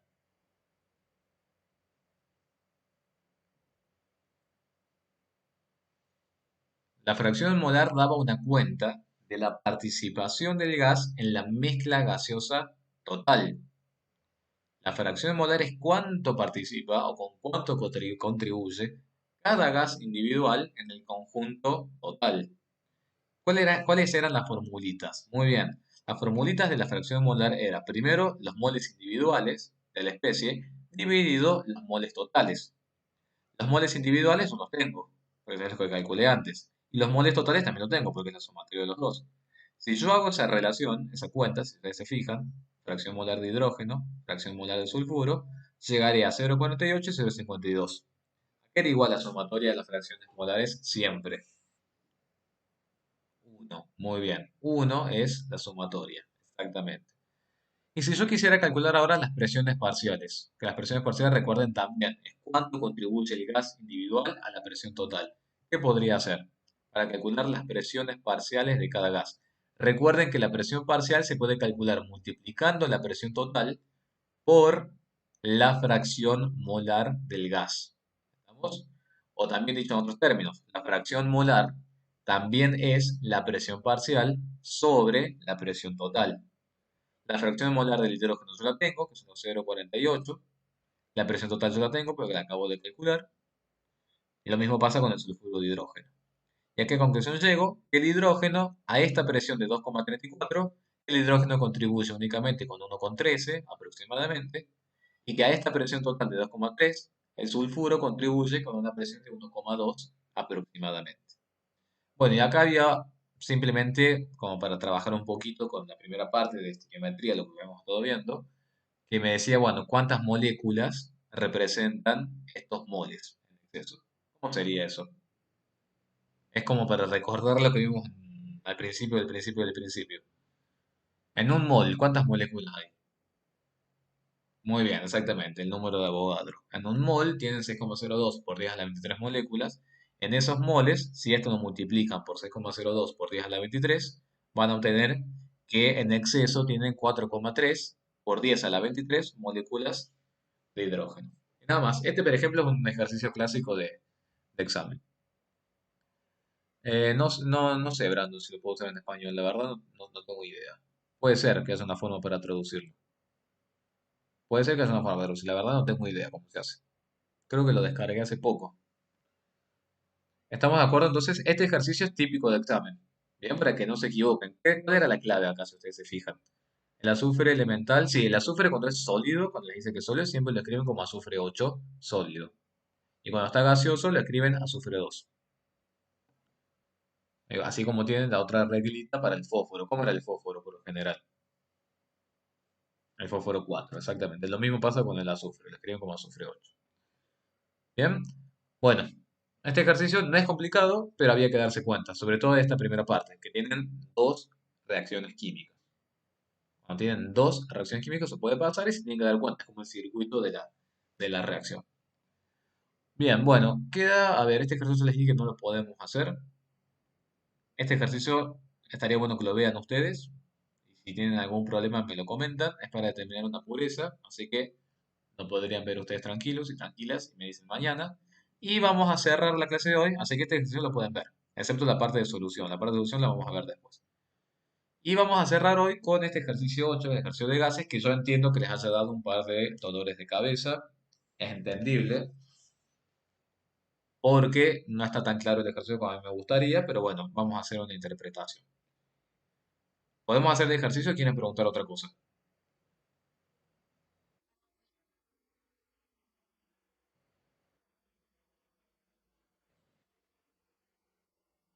Sí, sí, casos, sí.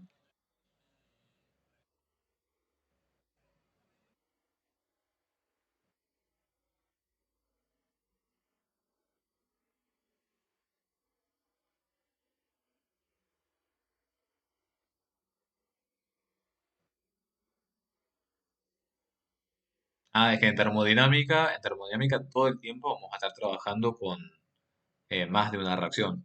En eso sí, en termodinámica, cuando lleguemos a la semana que viene, todo el tiempo vamos a estar trabajando con más de una reacción. ¿Bien? Claro,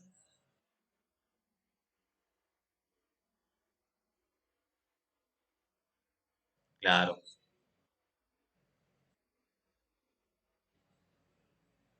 claro, exactamente. Eso ya lo vamos a ver en termo, exactamente. Acá me están diciendo en el chat, a ver, Mateo tiene una pregunta. ¿Qué pregunta? No me acuerdo.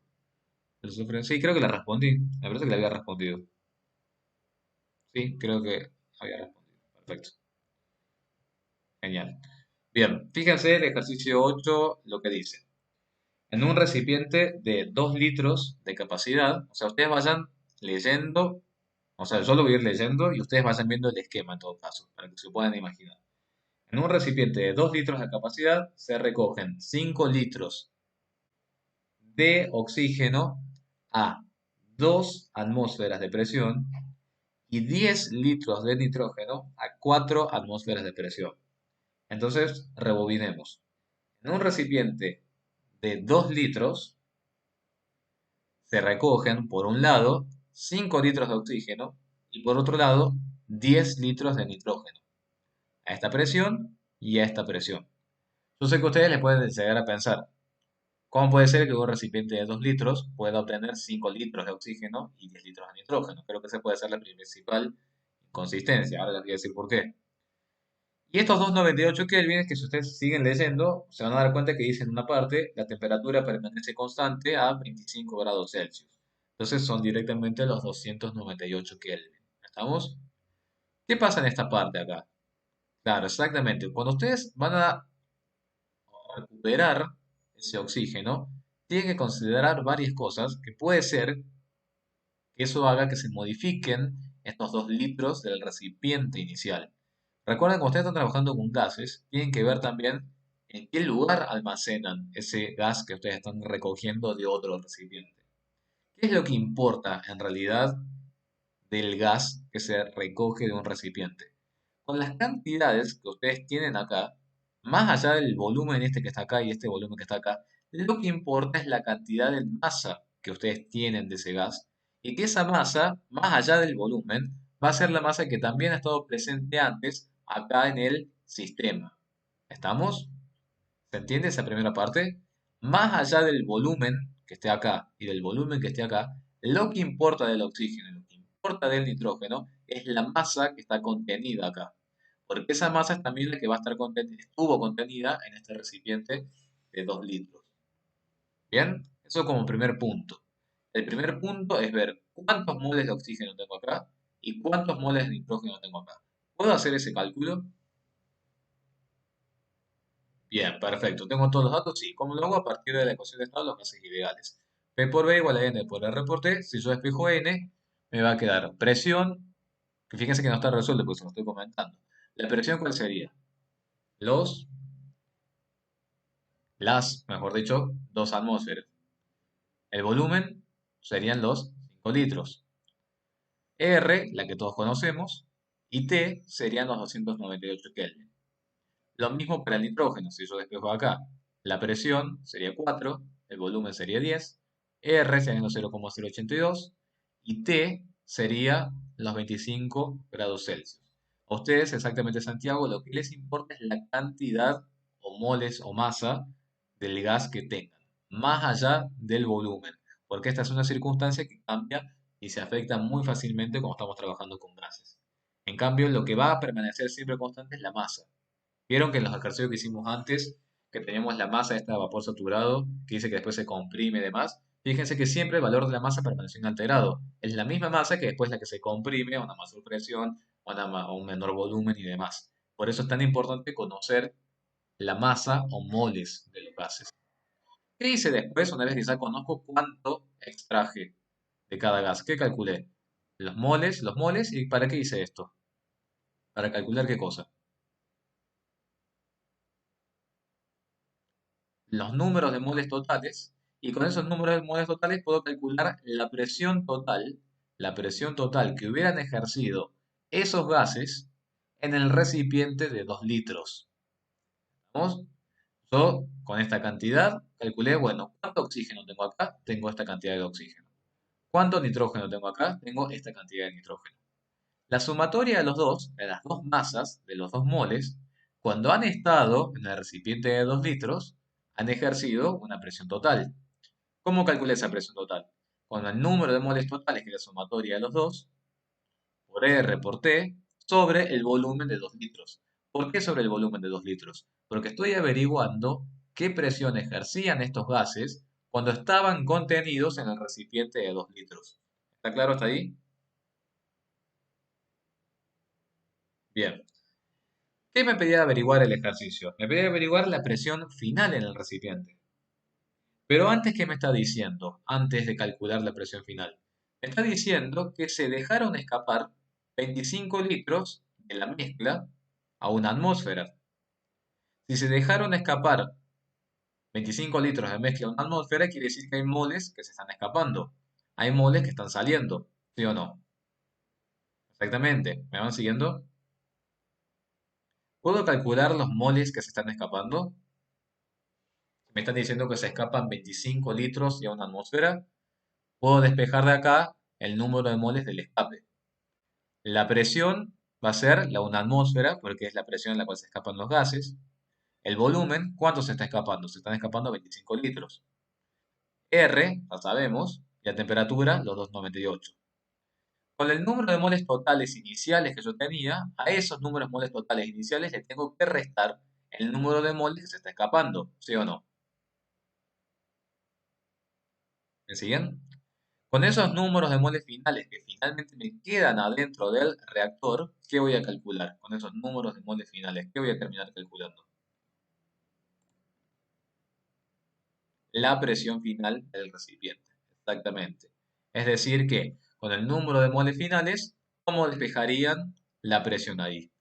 P sería igual a N, que son los finales, que es el inicial menos el escape, por ¿qué cosa? R, que ya conocemos, T, que ya conocemos, y el volumen, ¿cuánto sería? El volumen, ¿cuánto sería para calcular esa presión final? Muy bien, los 2 litros, exactamente. Me preguntan, las 2 atmósferas y 4 atmósferas del inicio. ¿No habría que restar la presión de vapor de agua? No, no interpreto yo, Mateo, que estos gases estén recogidos en agua. ¿Bien? No, no lo interpreto yo.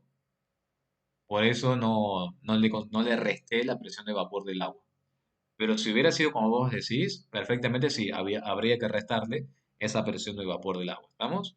Pero como no veo yo que diga eso, eh, son gases que están secos. Así que no hay ningún problema, Mateo, está perfecto que pregunten. Pero bueno, son gases secos, por eso no le restamos ninguna presión de vapor. Calculamos la presión inicial para después poder comparar con la presión final. Es por eso nada más que yo lo hice, para poder calcular, despejar. Pero en realidad el ejercicio a vos te pedía calcular la presión final. Es decir, que calculando los moles iniciales menos los moles del escape, podés ver la presión final. Sí, lo podés obviar perfectamente. Este paso lo pueden obviar. Simplemente yo lo calculé, mostré el esquema para que después comparáramos presión inicial con presión final cuando tengamos los números, cuando ustedes después lo hagan y me comenten mañana cuando lo puedan hacer. Me preguntan acá, no me quedó claro en qué momento son los 2 litros. Yo usé los 2 litros cuando estoy averiguando la presión que ejercen los moles gaseosos en el recipiente de 2 litros. Únicamente ahí yo uso los 2 litros como volumen de reacción, cuando quiero ver qué pasa adentro de ese recipiente. Y el peso que pide en realidad sería la masa, claro, porque después les pide averiguar, claro, la masa de oxígeno y nitrógeno contenido al final del recipiente. Bueno, acá, ¿qué van a decir ustedes? ¿Cuál será la masa? ¿Qué podrían hacer ahí para calcular esa masa? ¿Qué podrían hacer ahí para calcular esa masa de oxígeno y nitrógeno al final del recipiente? ¿Qué tenemos nosotros acá? Muy bien, podríamos hacer una especie de fracción molar, exactamente. ¿Qué calculamos nosotros acá? El número de moles finales. ¿Estamos de acuerdo con eso? Calculamos el número de moles finales que hay en el recipiente, que son los iniciales menos los que se escaparon. En este número de moles finales vamos a tener una parte que le corresponde al oxígeno y una parte que le corresponde al nitrógeno, ¿cierto? Ahora, ¿qué pasa acá? ¿Qué teníamos nosotros inicialmente? Teníamos los moles individuales del oxígeno, los moles totales, los moles individuales del nitrógeno y los moles totales. ¿Podría haber calculado yo acá la fracción molar? Acá yo podría haber calculado la fracción molar porque tengo los moles iniciales y tengo los moles totales. Quiere decir que yo acá, al inicio, tengo una idea de la relación que existe entre el oxígeno y el nitrógeno acá adentro. Es decir, si hay 0,4 y 0,6, está esa relación acá adentro. Esa misma relación podemos suponer, que no digo eh,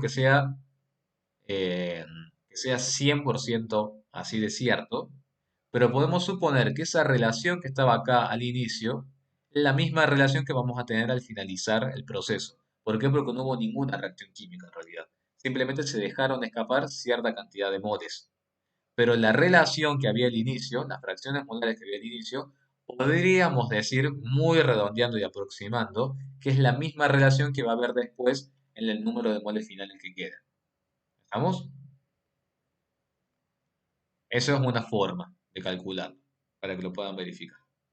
Acá me dice, no es mejor sacar la fracción molar directamente con los números de moles finales. Podrían calcular la fracción molar con el número de moles finales, pero tendrían que ver en realidad cuánto les queda de oxígeno individualmente y cuánto les queda de nitrógeno individualmente. Que eso en realidad tendría que sacar de la resta. Pero fíjate que acá en el escape te está diciendo que se escapa una mezcla de oxígeno y nitrógeno. No te está diciendo se escapan tantos de oxígeno y tantos de nitrógeno. Entonces por eso que seguimos arrastrando el concepto de la misma fracción molar. ¿Estamos? ¿Entiendes? Entonces en este ejercicio podríamos considerar que la relación inicial de fracciones molares es la misma al final. Así calculan las masas. ¿Se entiende más o menos este ejercicio? Este ejercicio me pregunta si podría estar en el parcial. No, dudo que es algo así de rebuscado, porque no es complejo, pero es rebuscado. Pero no dudo que vas a ver algo así. Pero bueno, está bueno que lo tengan presente. Más o menos, este ejercicio,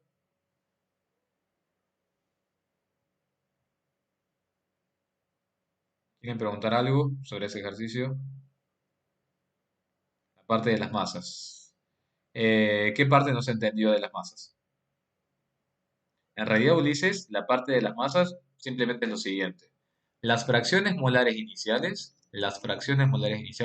son las mismas que puedes utilizar después para ver luego acá el número de moles finales. Y nada más. Si vos conoces el número de moles totales finales y conoces la fracción molar, podés calcular la masa individual de cada gas. Es simplemente eso. Las mismas fracciones molares del principio las vas a utilizar también al final, como una aproximación. Eso nada más. Y ahí despejas la masa individual. ¿Estamos? Véanlo de nuevo el ejercicio. Véanlo, hagan el cálculo, revísenlo y mañana cualquier cosa me preguntan. Mañana vamos a comenzar con solución, o sea, la primera parte de la clase. Vamos a ver qué dudas tengan de los ejercicios de gases, sobre todo los de vapor húmedo y demás, y estos ejercicios de estequiometría. Y después vamos a arrancar directamente con soluciones. No sé si quieren consultar algo más, algo. Tienen que mostrar alguna otra filmina.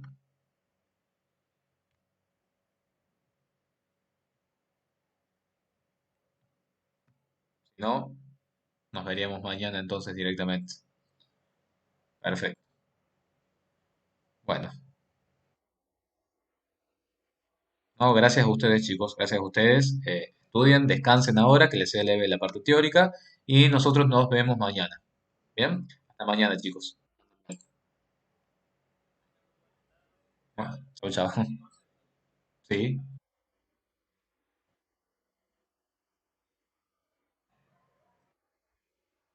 Te respondo esta tarde, Pedro. Le pregunto a las profes y cualquier cosa ahí te digo, te aviso y me los envías. Gracias, Pedro.